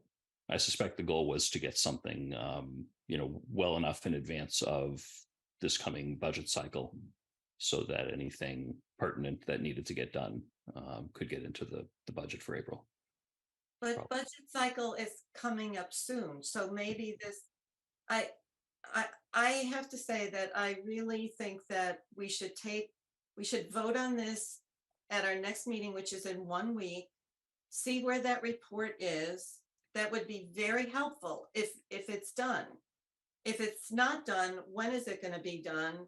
I mean, we are responsible for allocating this money. And if, say, for example, one of the buildings needs a huge repair, we may just have to discuss using ARPA money for that. Or also, Kristen mentioned that the Town Hall Feasibility Committee is meeting this Thursday. It'd be interesting to hear what their first inclination is. If their inclination is to move to 4 West Main, then maybe a lot of money should be put into that. I need a little more time to think this. My suspicion is for the town hall feasibility process, they're at least 6 or 8 months away from making any sort of recommendation on where town offices might go. It's just our second meeting. Yeah, they have to hire an architect and a project. They don't have to hire a project manager for feasibility, but then get going and do all the interviews with the town departments and analyze all the buildings and everything else. So that's a ways away, and in all likelihood, any project for town offices would probably be well in excess of ARPA funds. That would be town meeting appropriation, possibly debt exclusion kind of money. I guess like the heart of where my brain is that we've got people that are concerned about our taxes, and I'm just trying to imagine how this is going to help save them money. And I see the benefit of helping businesses. It's a tough spot to be in, there's for the reasons I've shared. Yeah, this is my opinion. This is the kind of project that that we've been holding on to the ARPA funds for is downtown revitalization is obviously a primary driver of public interest for good reason. And this is one opportunity that we have to spend some of the money that we have to spend. We have to make decisions on spending in the next year and a couple of months. And this is, I think, a pretty wise way to do it, especially because it's a matching 50-50 matching program. Like it, Julianne. So I just want to reiterate that we're really not exactly clear on on the allocation and then project completion. I think Mr. Gallagher said that he was going to talk to Jason about the specifics of that to make sure that our interpretation of how the ARPA funds will be allocated, approved by the federal government. So I think we need to, get some definitive answers on that question. And if we could please just see where that building assessment is. If it's done, why wouldn't we want to look at that to see if there's some place that we should be spending a lot of money? And my third thing goes back to some of my concerns. And as I said, I think that in the end, this will be a good project, but I'm not sure about the rolling admissions. That just doesn't seem fair to me. Somebody who knows, who gets the information quickly, or who watches this tonight and is looking for this, I think there should just be a deadline and not on a rolling basis. Back to the first comment, I have no problem waiting another week to the next meeting. I think that's reasonable. I don't see much of a connection between the building study and this, but I have no problem if that's there, if that's ready to go. I think we should receive it, and then we can decide as a board whether there is a connection, whether we'd rather spend ARPA money on that versus this, for example. So that's reasonable. So if Mike, if you can, check with Scott as far as the status of that, and if it is ready or nearly ready, we can put it onto next week's agenda. In addition to revisiting this again, which is what I'm hearing the board has interest in doing. Is that everyone agreeable with that process? Yes, please. And also getting the answer a little bit more definitively on the allocation question and dates from Jason. I think it's a very viable question to ask, independent of this, to understand those details a little bit more. Great. Okay. Did anyone else have other questions or suggestions for Lori? Rick, I'll get to you in a second. I just want to make sure the board is okay for the time being. Okay, I'm not seeing any hands up from the board. Rick, go ahead. Actually, sorry. Oh, sure. Oh, Kristen. Yeah, go ahead. One thing. Was there anything else Dario wanted to say? Because he just spoke early in the process and then he hasn't said anything. Was there anything else he wanted to add? No, one thing, I'm on the other committee for the new town hall, and our meeting on Wednesday is nothing more but to start the process of selecting the architect. So we won't be able to lend much guidance on what direction we're heading. I think, as Mitch had said, for quite some time. I think overall, the biggest thing I think that we're really trying to do, because people want to see action, and $250,000 is a lot of money. And I think our intent is, it's not based on need, it's just based on trying to dress up the downtown or the town in general. And that need was directed by the Master Plan Implementation Committee, which was directed by our master plan, saying, how do we make the town look better? I'd love to take down all the telephones and bury all the wires, but that's years away and a lot of money. And sometimes just a little bit of action at least shows that we're doing something. And that's where I am on this, but there were a lot of great comments. And then the financial stuff is beyond my paycheck. You know, whether, you know, you lose it, you use it, that stuff is, I'm gonna let the people with more brains than me figure that out, but I also think it's really meant to make it look nice. I think some of the landscaping stuff we talked about, I see it more as landscape incorporated into that facility, whether it's window boxes or built-in planters, way before it would be a streetscape landscaping thing, because that needs to be thought out with the master plan implementation committee on what type of street trees do we want, pears, do we want maples, do we want, you know, that's something that we want to figure out the big picture before we start planting stuff that we're going to have to take out 3 years from now because it doesn't fit in with the master plan. So, but it's one of these things I volunteered to help because my goal would be to make it look nice and also to make it be coded to help safety wise. And you can do both. And nobody's not complying. And I think to Bob's point, we're not going out there saying you need to do this. This is 100% voluntary. If someone wants to make their building look better, we're going to pitch in and help them out. That's kind of how I saw it.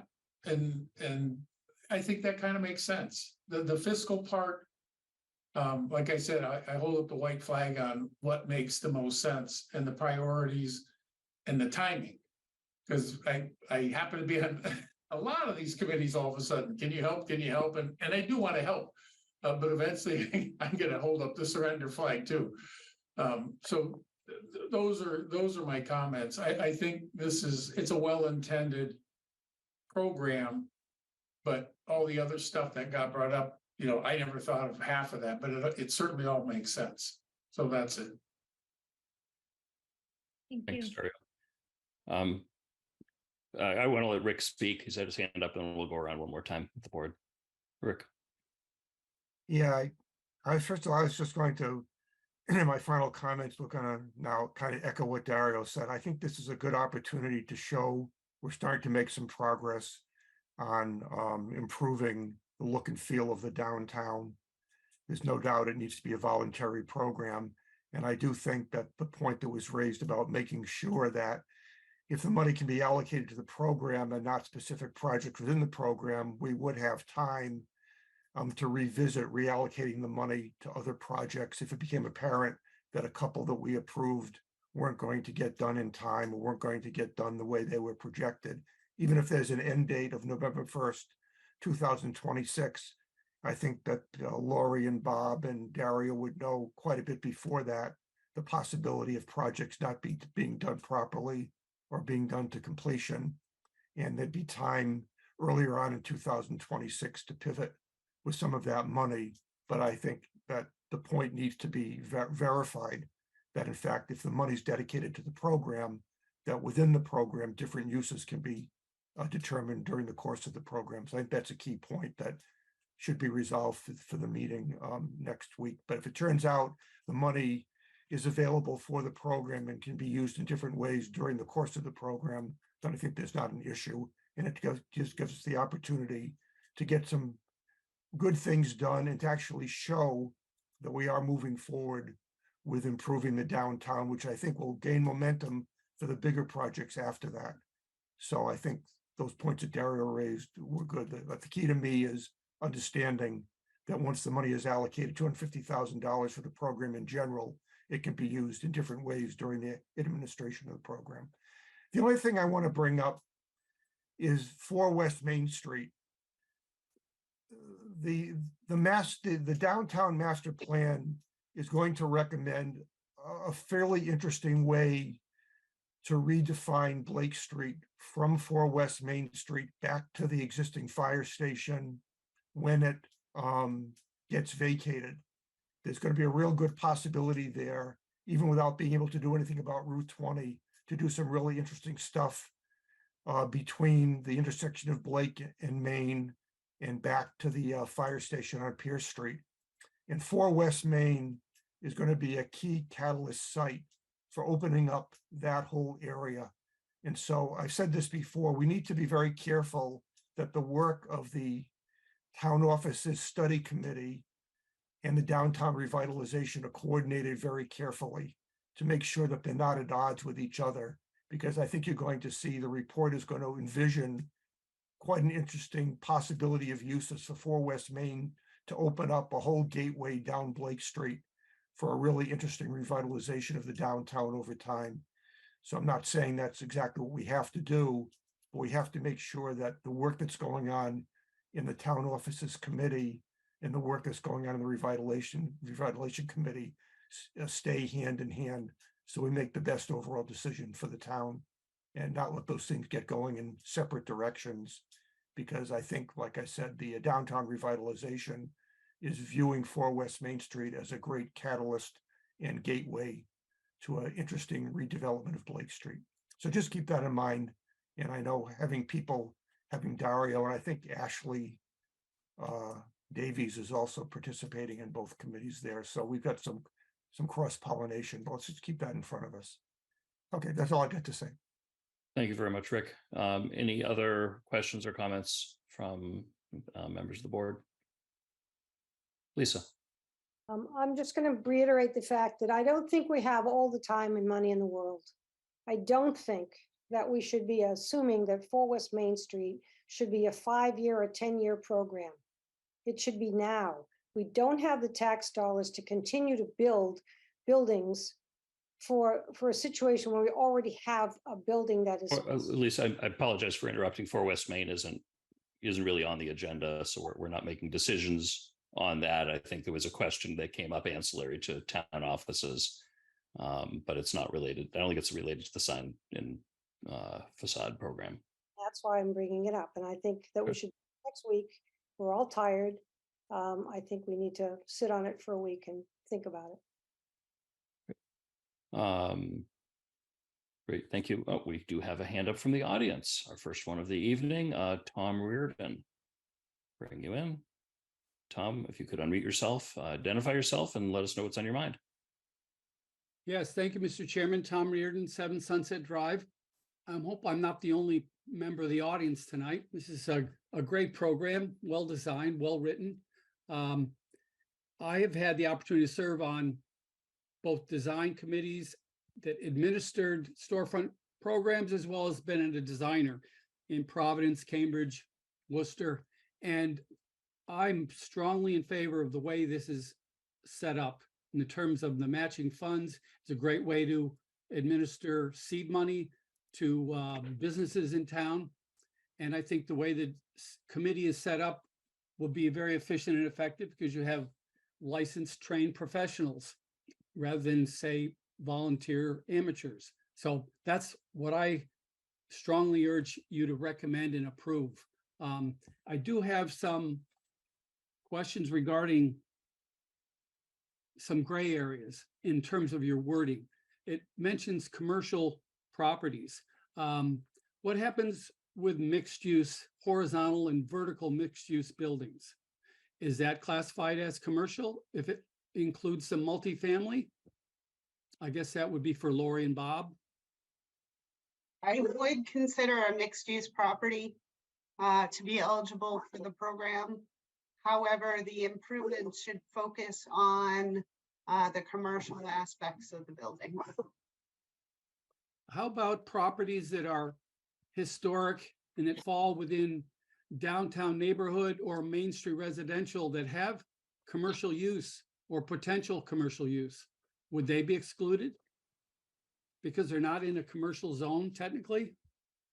So if it is a residential use within a commercial district, then it would not be eligible. If it is a residential historic structure that was converted into a commercial use, then it would be eligible. So what determines residential 2-family from 3, 4, 5, 6 residential units, which the building code treats as commercial? And that would not be eligible. It has to be a business use. Okay. And when it's mixed use, does it have to be more than 50% commercial, 49 residential? Are you drawing lines on that? I have not drawn lines, although perhaps we should. That's definitely something that I'd be happy to consider, Bob. You and I and Dario should get on the same page on that. Tom, I'm going to make a suggestion that so we don't have too much dialogue with the audience, since this isn't a public hearing, maybe you certainly know how to contact Lori with questions. Sure. Maybe you could send those directly, and you know, through that, Lori, if there are any modifications that you want to make based on input, whether it be from the board or from residents tonight, you know, you can revise for our next meeting. So thank you, Tom. Those were good points to bring up. Thank you. Sure, thanks. Thank you for your consideration. I'd be happy to come back next week. Okay, great. Rick, your electronic hand is still up. Is that just left over that we didn't lower it before? Or do you have something? Sorry. That's all right. I'm not good at this stuff. Okay, my hand is now down. Appreciate it. Julianne, you do have a hand up now. What's up? I do. So I just want to get a feel from my fellow board members about the rolling admission criteria that's being put forward. My concern is that you're not going to be able to look at your best candidates by doing a rolling admission. You could get $250,000 worth of projects in the first 2 weeks, and then some really good ones come in after that. And if you're doing it by a rolling, I just feel like we might be shortchanging ourselves if we don't just set a deadline and you get to look at all the applications and pick the best ones. The rolling admission is mostly for an administrative purpose. So of course, if we're spreading out the applications throughout the year and we're spreading out the permitting throughout the year and the construction throughout the year, it's going to be much easier for the staff to implement the program. $250,000 is a sizable amount of money. So if we receive all the applications all at once and we have to weed through all the applications all at once and the building inspector has to issue all the permits all at once, it's just going to be really impossible to achieve the $250,000 allocation. Bob? Thank you, Mr. Chair. To kind of piggyback on what Lori said, it's, you know, I help Lori with some of this language and whatnot. I don't see this as a competition where we have to pick, you know, one idea over another because we think it's better. Okay, this is an opportunity for businesses who, you know, want to do something. You know, they're going to have to think fast to do this, and you know, it's you know, I would be uncomfortable being in a position to judge that store A has a better design plan than store Z. Okay, this is an economic opportunity for those who are willing to get on it. I really don't want to be picking one business over another. I don't think that would be fair. I think it would be first come, first serve, and leave it at that. But what I'm saying is first come, first serve fair. Yes. Well, also remember that we have the design standards. So they're criterion that projects will be judged against. So there will be boxes for the committee members to check. And the projects that don't click any of those boxes aren't going to be funded. And the projects that click, you know, half of the boxes, chances are will be funded because it's $250,000. So, and each project is capped at either $2,000 for a sign project and $20,000 for a facade project. So we're talking about a lot of projects that we're hoping to fund. So you know, the idea is to really make a big difference here and fund a number of projects. So we don't want to just, you know, wait to the last minute and, you know, say, hey, we found the ideal project, we're going to fund this one. And I mean, that's not the idea behind the program. It's to help people get the money. That's what we're trying to do. So, you know, if they do a pre-application meeting with us and they are submitting a week project, there will be an opportunity for them to enhance their project to check off more of those boxes. Julianne, I do see your point about rolling versus getting them all at once a little bit. I could see a situation where maybe people are watching this meeting. They happen to be watching this meeting. They're very, very excited. They're working on it right now. We approve it next Monday, and Tuesday, boom, 10 applications are waiting on Lori's desk. And within 30 days, they've got to act on them, where other people might not hear about it until, hopefully the newspaper will cover this and so forth. And then they can start working on it. And it might take 30 or 45 days before they're ready to submit. I could see there being a viable argument for saying the first set of applications don't get reviewed for 45, maybe 60 days after the decision, but no longer than that.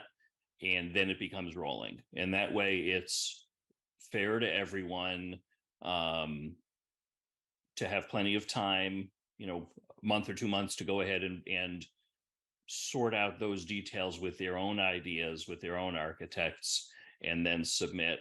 And then Lori and her team get to review that, in a timely fashion, but in a predetermined fashion. And then after that, it's the rolling does make a lot of sense. I don't know if you have any thoughts on that. There are also specific application materials that have to be submitted.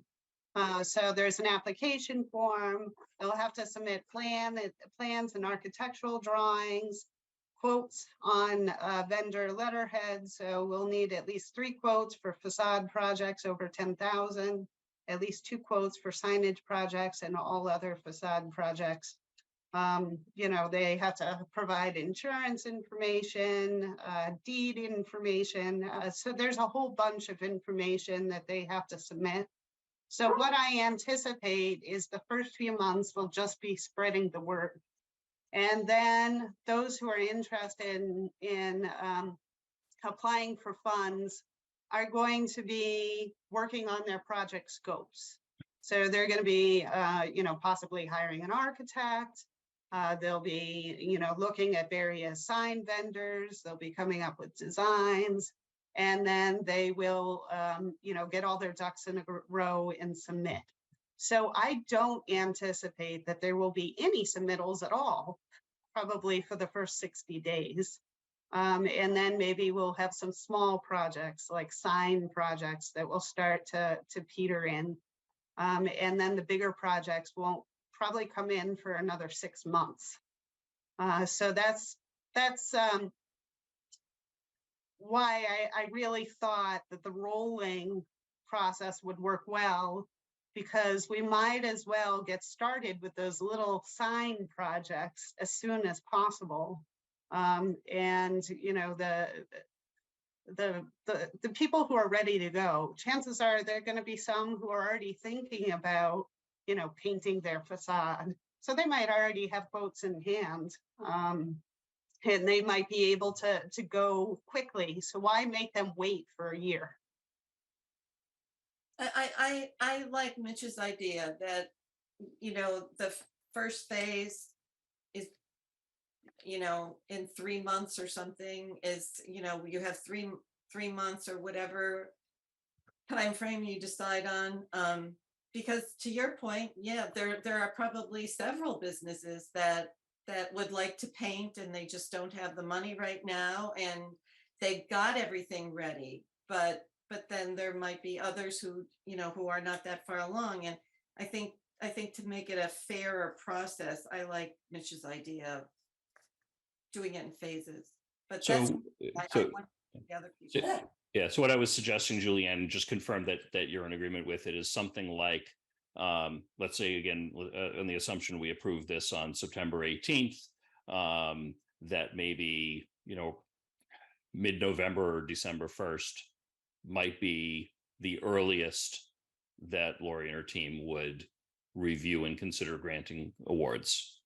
And then after that, then it's rolling, just in case anything does come in very quickly, that those very quick projects are allowed to accumulate for a short period of time. Yeah, I could compromise on that. Okay, great, thank you. Laura? Sorry, last quick question. I noticed in your presentation that you said restaurants are excluded. I understood why chain stores are, but is there a thought behind why restaurants can't participate?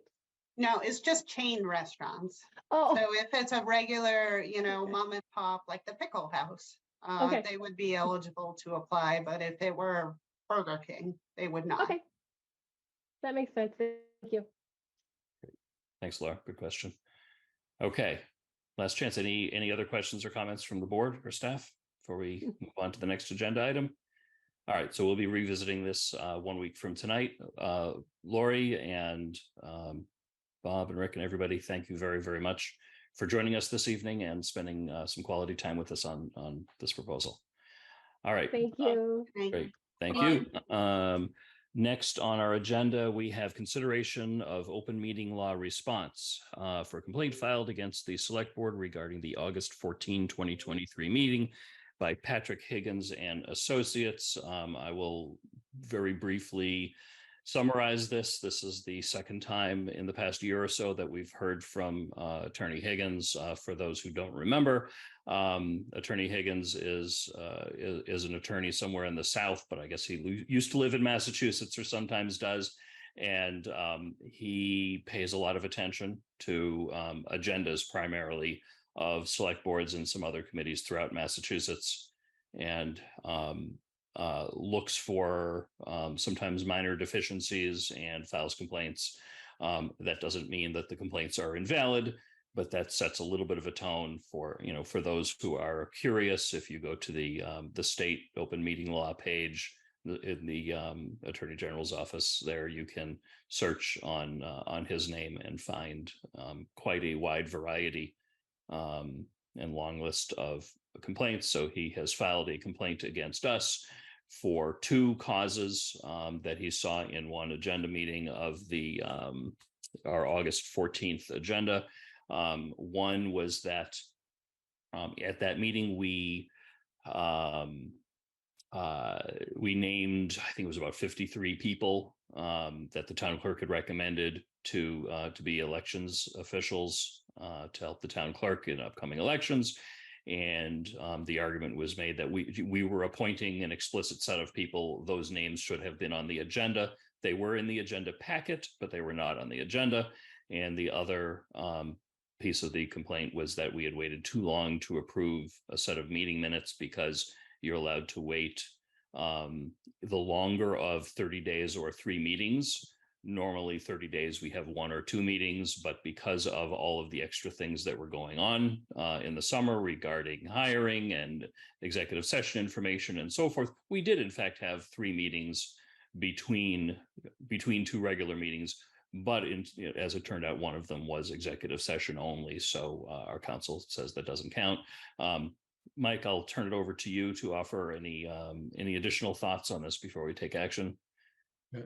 Thank you, Mr. Chairman. Through you, if I could, I just want to give a brief outline of the process for acting on the open meeting law complaints, and then the board will need to review the complaint and decide what actions to take. Excuse me, the rules of the process are in regulations that are published by the Attorney General. When a complaint is received, the public body in question has 14 business days to review the complaint, to take what the regulations call remedial action if the body finds such action is needed and is appropriate, and to send a response to the person who submitted the complaint with a description of any remedial action. A copy of the complaint must also be sent to the Attorney General, along with a description of any remedial action that was taken and that's under 940 CMR 29055. Tonight's meeting is not within the 14 business days of receipt of the complaint, but the chair previously contacted the Attorney General's office regarding an extension of time, and an extension of the response date to September 11th was granted, which is today. I have consulted with town council on the allegations in the complaint, and I would recommend the board determine there was a technical violation regarding the election workers agenda item, that there was no violation regarding the approval of minutes, and that no remedial action is required. My reasons for the recommendations are as follows. The law describes the requirements of the contents of an open posting as the date, time, and place of the meeting, and a listing of topics that the chair personally reasonably anticipates will be discussed at the meeting. In prior determinations, the Attorney General's office has stated that names of persons who are being considered for employment or appointment should be included in the meeting notice if they are known 48 hours in advance of the meeting. This type of issue was raised in a complaint that was filed by with the board last year. For the August 14th meeting, the omission of names of the proposed appointees from the agenda was inadvertent, and it was not intentional. With respect to the minutes of the July 6th meeting of the open meeting law states that minutes of the all open sessions shall be created and approved in a timely manner under General Law, Chapter 30A, Section 22. The Attorney General's open meeting law regulations state that a timely manner will generally be considered to be within, as the chair stated, the next 3 public body meetings or within 30 days, whichever is latter, unless the public body can show good cause for further delay under 940 CMR 2911-2. In the instance of July 6th meeting was a special meeting, and the board's next regular meeting was July 17th. There were subsequent meetings on July 26th and 31st, but the July 26th meeting was executive session only. The board's next meeting was August 14th, and that was the 3rd open session meeting after the July 6th meeting. The minutes for July 6th were approved on August 14th, so the board took approval action by the latter of the 3rd open session meeting after July 6th or 30 days after July 6th. The formal action of the board tonight is to review the complaint and make a determination as a board on whether there was a violation that would require any remedial action by the board, or whether there was no violation.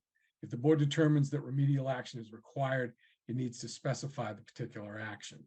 I will prepare a response letter to the complaint based on the board's determination. The complaint requests that the board members attend a formal open meeting law webinar as soon as possible. It also asserts that the omission of the names of appointees to be the election workers appears to be an intentional violation, and requests the Attorney General's Division of Open Government impose a civil penalty of $1,000, which is the minimum amount listed on the open meeting law violations for a fine imposed after a formal hearing on the claimed violation. At this point, there has been no formal hearing. On the basis of the information presented, and after the board reviews the names as it deems the matter as it deems appropriate, I would recommend that it approve a motion in the following.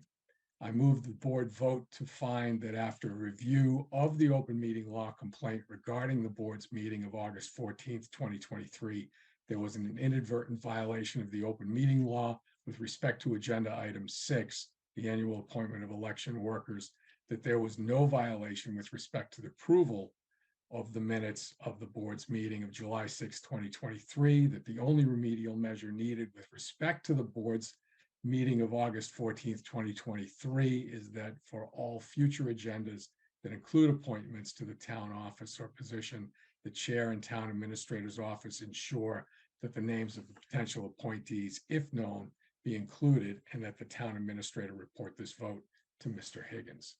So after you folks take a look at this and determine whether or not there was a violation, which, as I stated, it doesn't appear that there was, it was inadvertent, the names were left off, then I would recommend that vote. And I will then craft a response to Mr. Higgins that I will put into his email tonight before midnight, so that he gets it within the scope of the requirements of the state. Thanks, Mike. I'll just elaborate just on one brief point about we're supposed to respond within 14 days. We're, I think, about day 17, something like that. And I asked the Attorney General's office for the extra 3 days so we didn't have to schedule an extra meeting just for this purpose. And they had no problem with that. That's the only reason for that extension. Does anybody have any questions? Thanks for writing the letter. Yeah, Yes. thank you. Yeah, thank you. In which case, I think simply a so moved would moved. suffice, as the motion has already been read. So moved. Second, Okay, motion's been made by Laura, seconded by Julianne. Any other discussion? All those in favor, Laura, Aye. Julianne, aye. Lisa. Lisa, you're muted. This time I raised my voice and I'm muted. Aye. Thank you very much. Kristen. Aye. Okay, any other discussion? All those, oh, we already did the, Did that. already did that. I also vote aye. Vote is unanimous in favor. Mike, thank you very much for taking ownership of this and committing to Thank you. send something out by midnight tonight. And if you could copy me on that for my own records, I'd appreciate that. Yes, Mr. Chairman, I'll copy the entire board. Perfect. Next up, we have reports, just in order of my screen. Laura, do you have any reports tonight? Just a couple quick ones. Oh, Lisa. Lisa, what's go ahead. going on? Are we bypassing new appointments and up and coming retirement? Those are not agenda items. 6 and 7. 6 and 7. I'm seeing 6 as consideration of open meeting law response, 7 as reports. Oh, this must have changed since I had it last. Okay. What were those 2 items?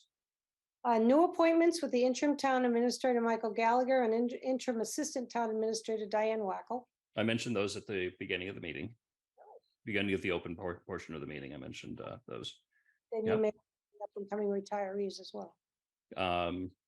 Yeah, I don't think there's any need to have a formal agenda item about it, but since you mention it, we've received notice of a couple of retirements, June, from Family and Youth Services, and who will be retiring at the end of this month, and Police Chief Liver, who will be retiring at the end of December.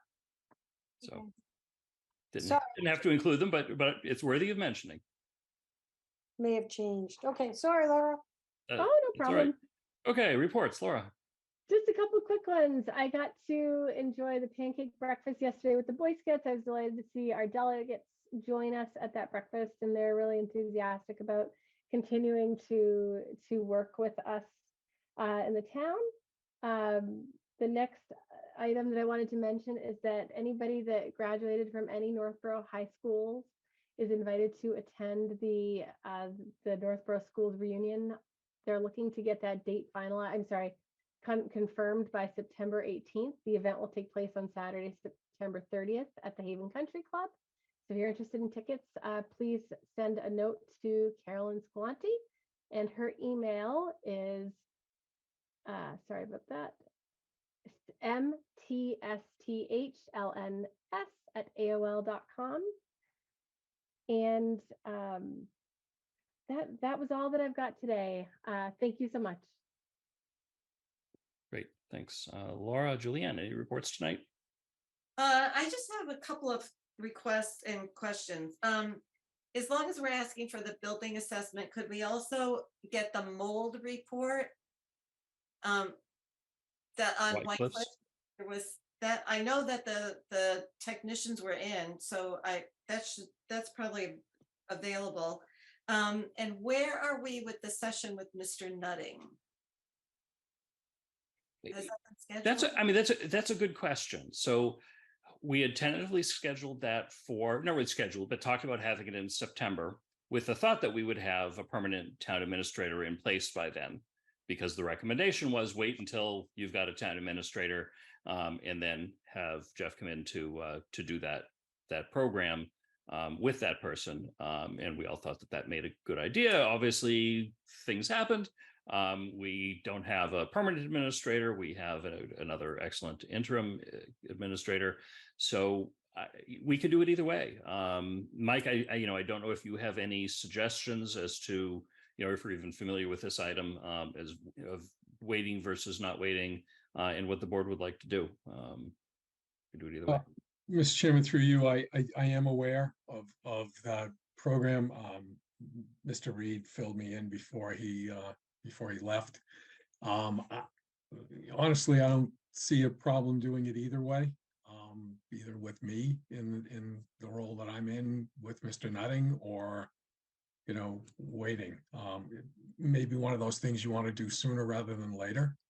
Just to get that on your schedule and on your calendar. So I can certainly reach out. If you have a date in mind, I can reach out to Jeff and see if he's still available and go from there. Can I ask one question, Mr. Chairman? Sure, of course. So I love that goals meeting. We had a lot that came from it, and I recall that it kind of ran a little bit late. I like the idea of meeting with Mr. Nutting, but would it be possible to put like another meeting just for us to kind of prioritize our goals there and figure out which ones we want to? I mean, I just remember being, it was a great list, but now how do we want to focus? And one of the comments was, I wonder, yeah, I mean, I could go either way about doing another meeting and try to prioritize that first, or waiting until we have some input from Mr. Nutting on that might provide some additional insight for us for that prioritization process. Okay. Yeah, I could go either way. Kristen. Since we're all interrupting Julianne's report, this is sorry. fun.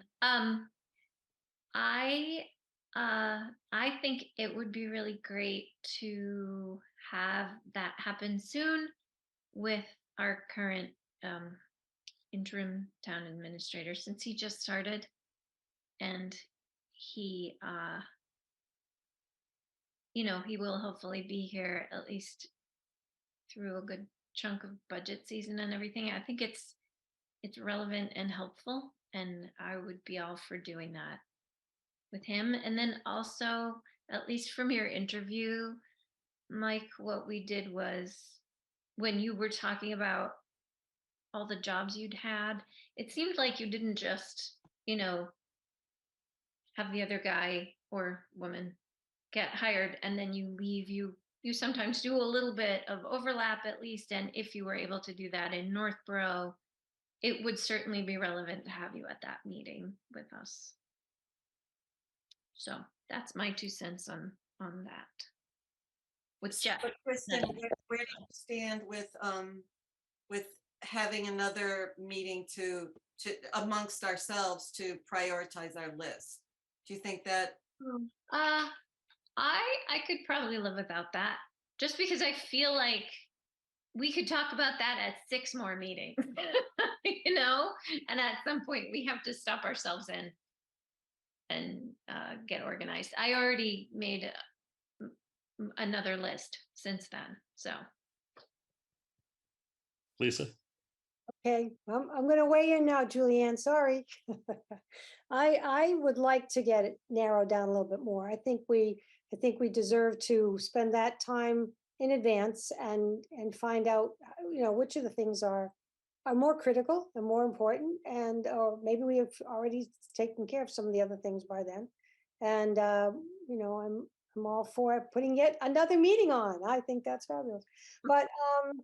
But I think it's very important because we're creating the vision of what the town is going to run like, and that's very important. I think that's one of the things that we're really charged with doing, and I think we need to take it seriously and put it in for a little bit longer. And I was even thinking that, well, we have a wonderful interim administrator. Perhaps he could take the place of Mr. Nutting, because he comes from another place of information. But I'm just throwing that out there. I just really would like to at least have that second meeting first, narrow down really what we're going to do, because whoever comes in will never be able to address everything that we brought up anyway.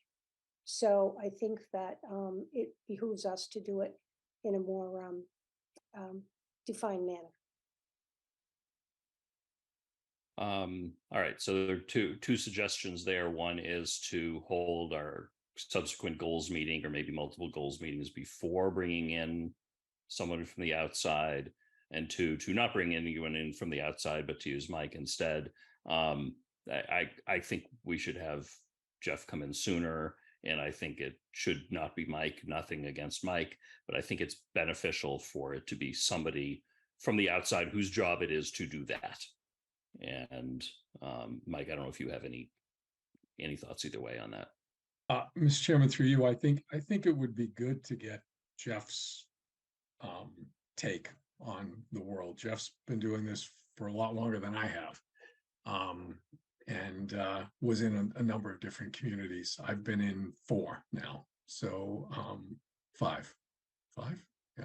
I've lost track, but 4 or 5. But I think it would be interesting to have the 2 of us there to get a different kind of perspective from a number of different angles.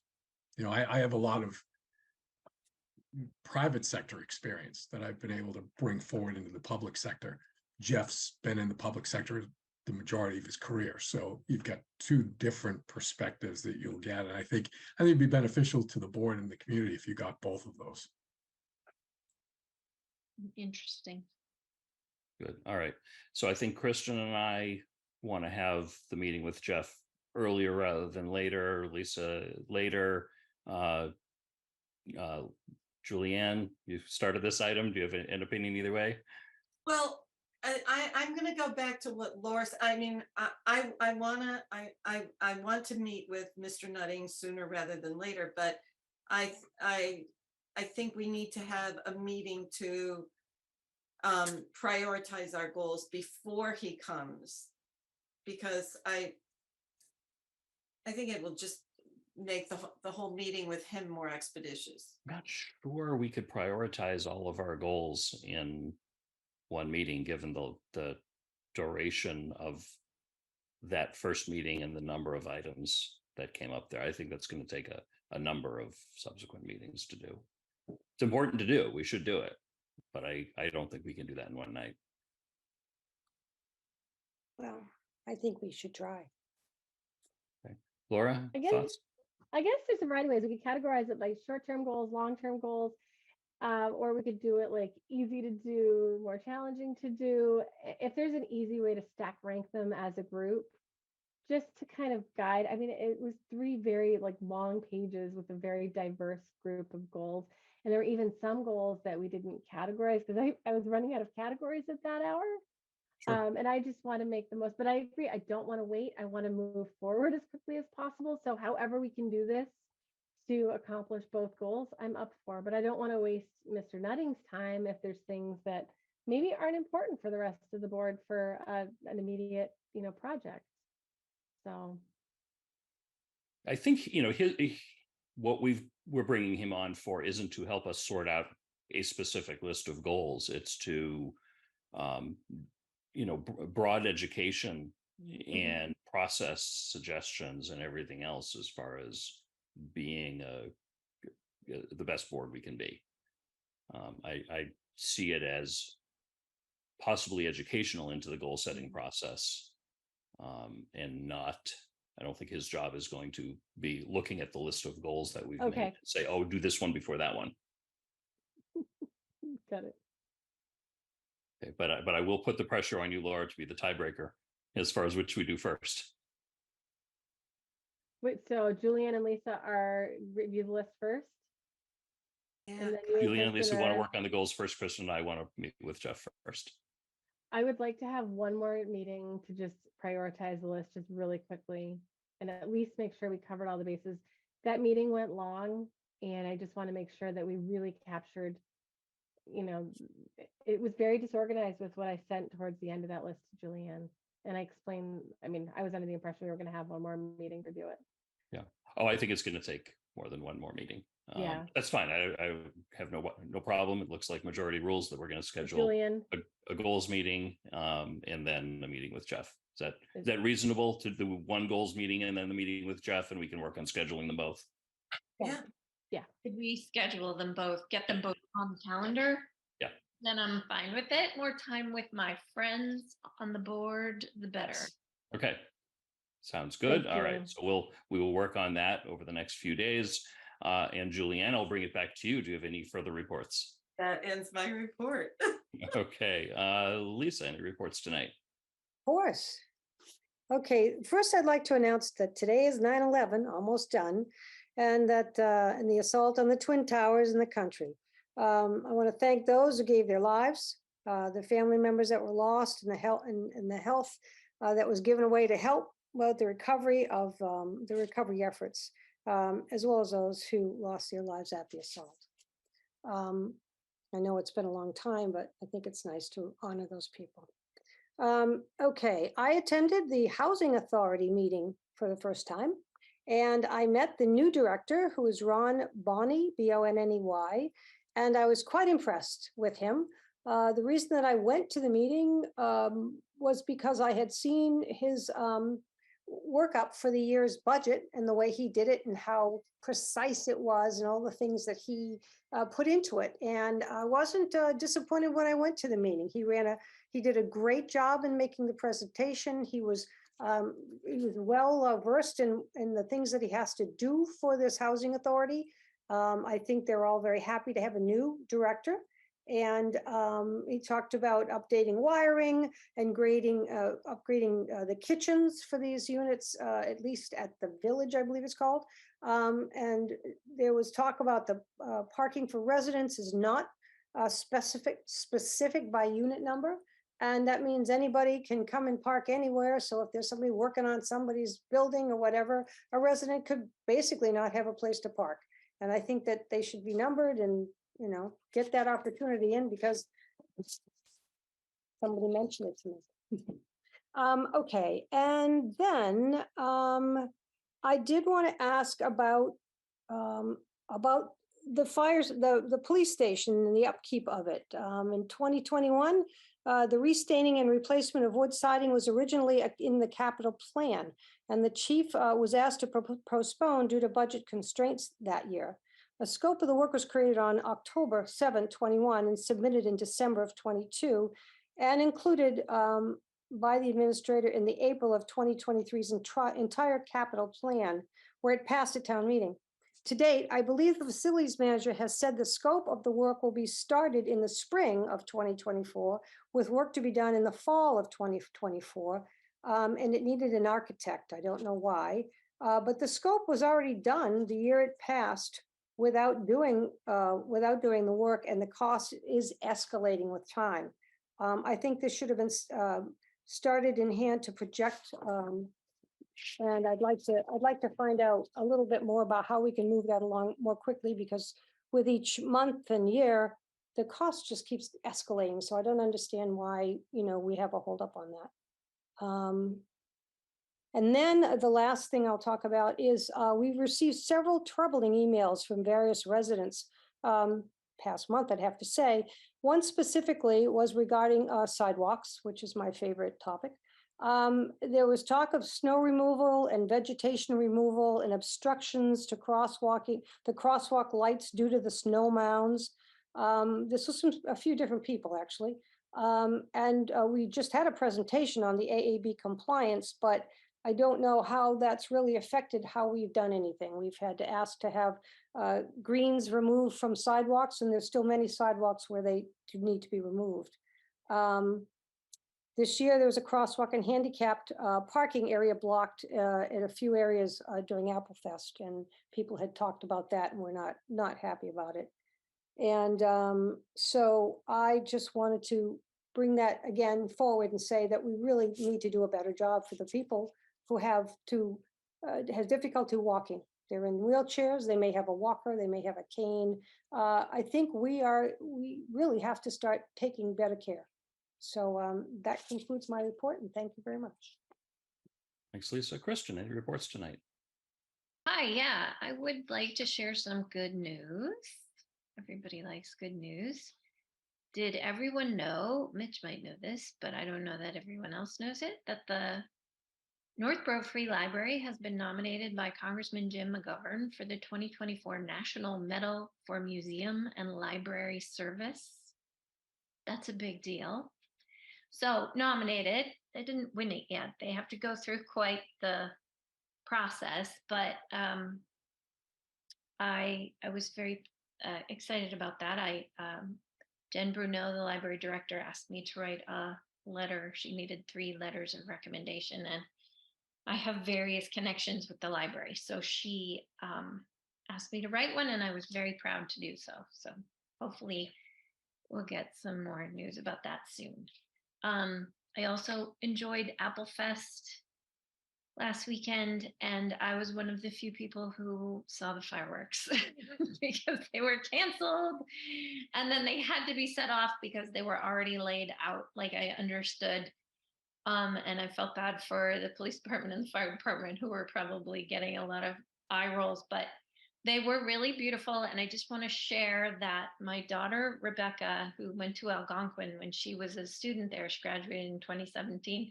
Every year at Apple Fest, she was in Camerata, the girls' chorus, and they did a concert with the Barbershop Quartet. I don't know how many of you went to that, but it was a great concert, but it went late every year, and every year she missed the fireworks. And this year she got to see them because she was standing in the driveway with me. So yay for Rebecca. I guess it was karma. So I wanted to give a quick Econolodge update. We had the 3rd clothing drive today. It was mostly there were some clothes left over that Liz Nolan and Erica Zeiger, who have been the volunteers extraordinaire, who've organized these clothing drives, or the last couple anyway. They had set aside some clothes because they didn't go the first 2 times, and they thought they were worth saving. So we put those out, and then other people brought a few more things. And people this time, it was very well organized. There was a couple of interpreters, and it was there. Serge Prepetit was there, and he's sort of everybody's grandpa in that tent. And he, even though he's not really old enough to be everybody's grandpa, but you know what I mean. He's got the grandpa vibes, and he, I think they all really appreciated it. They all said thank you. They're all learning English, so their English is getting better. I got hugs from little kids whose English is getting better. We talked about the toys, and anyway, everyone's doing really well over there. And I think Serge said that the people in the motel are definitely feeling better too, because the state has sent an interpreter who comes at least twice a week, sometimes 3 times a week, and he meets with every family at least once a week, or maybe even every time he's there. I didn't quite get that detail, but I briefly talked to him and some of the staff, and things are going much better, and they seem pretty organized, and people feel good. So thank you everyone in Northborough and wherever else for helping out with those families and donating everything and volunteering. And Julianne, I think I have that mold report you were talking about, so I can look for that if you can't get it quickly from anybody else. I remember Bob Reed sending it to us, and he said, "This is all you will ever want to know about mold." Remember, he made that joke. I thought it was funny. It was kind of dry. I think that was the original one. And now we're supposed to get mold, asbestos, and lead. Oh, okay. It's because it wasn't that long ago, so I just thought it was maybe the same information on at least the mold. But okay, that's not really my report. Anyway, that's the end of my report. Thank you. Yeah, send it anyway. Thank you. Thank you. I just have a couple of things.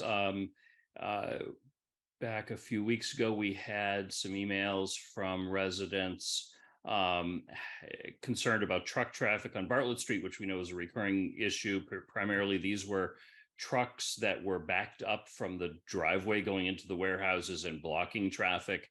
And I just want to say, if you run into that, if there's a truck or any vehicle blocking traffic, don't deal with it yourself. Call the police. Just don't go knocking on the driver's door. Don't stop and take pictures and send it to us later. Call the police if somebody's blocking traffic. That's their job to deal with. But mostly I want to thank and congratulate all the many organizations and people involved with a successful Apple Fest. Despite the weather, the events that did take place were wonderful. I attended the street, let's see, I made a list: the street fair, the farmers market, the library book sale, and the historical society root beer float event and art show on Saturday. And then on Sunday, attended the Boy Scout pancake breakfast, where I did see Laura, and as well as all three of our state legislators were there.